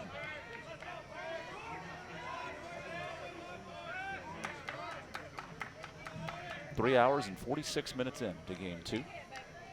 Neither team has given up at all. Maybe this will do it. Neto goes the easy way, and Campbell secured a series win over USC Upstate. 7 straight victories for the Camels as the offense came to play here in Game 2. Seems like a long time ago, but it all started with Cade Keeler on the mound, setting the tone, giving this offense an opportunity to jump out front.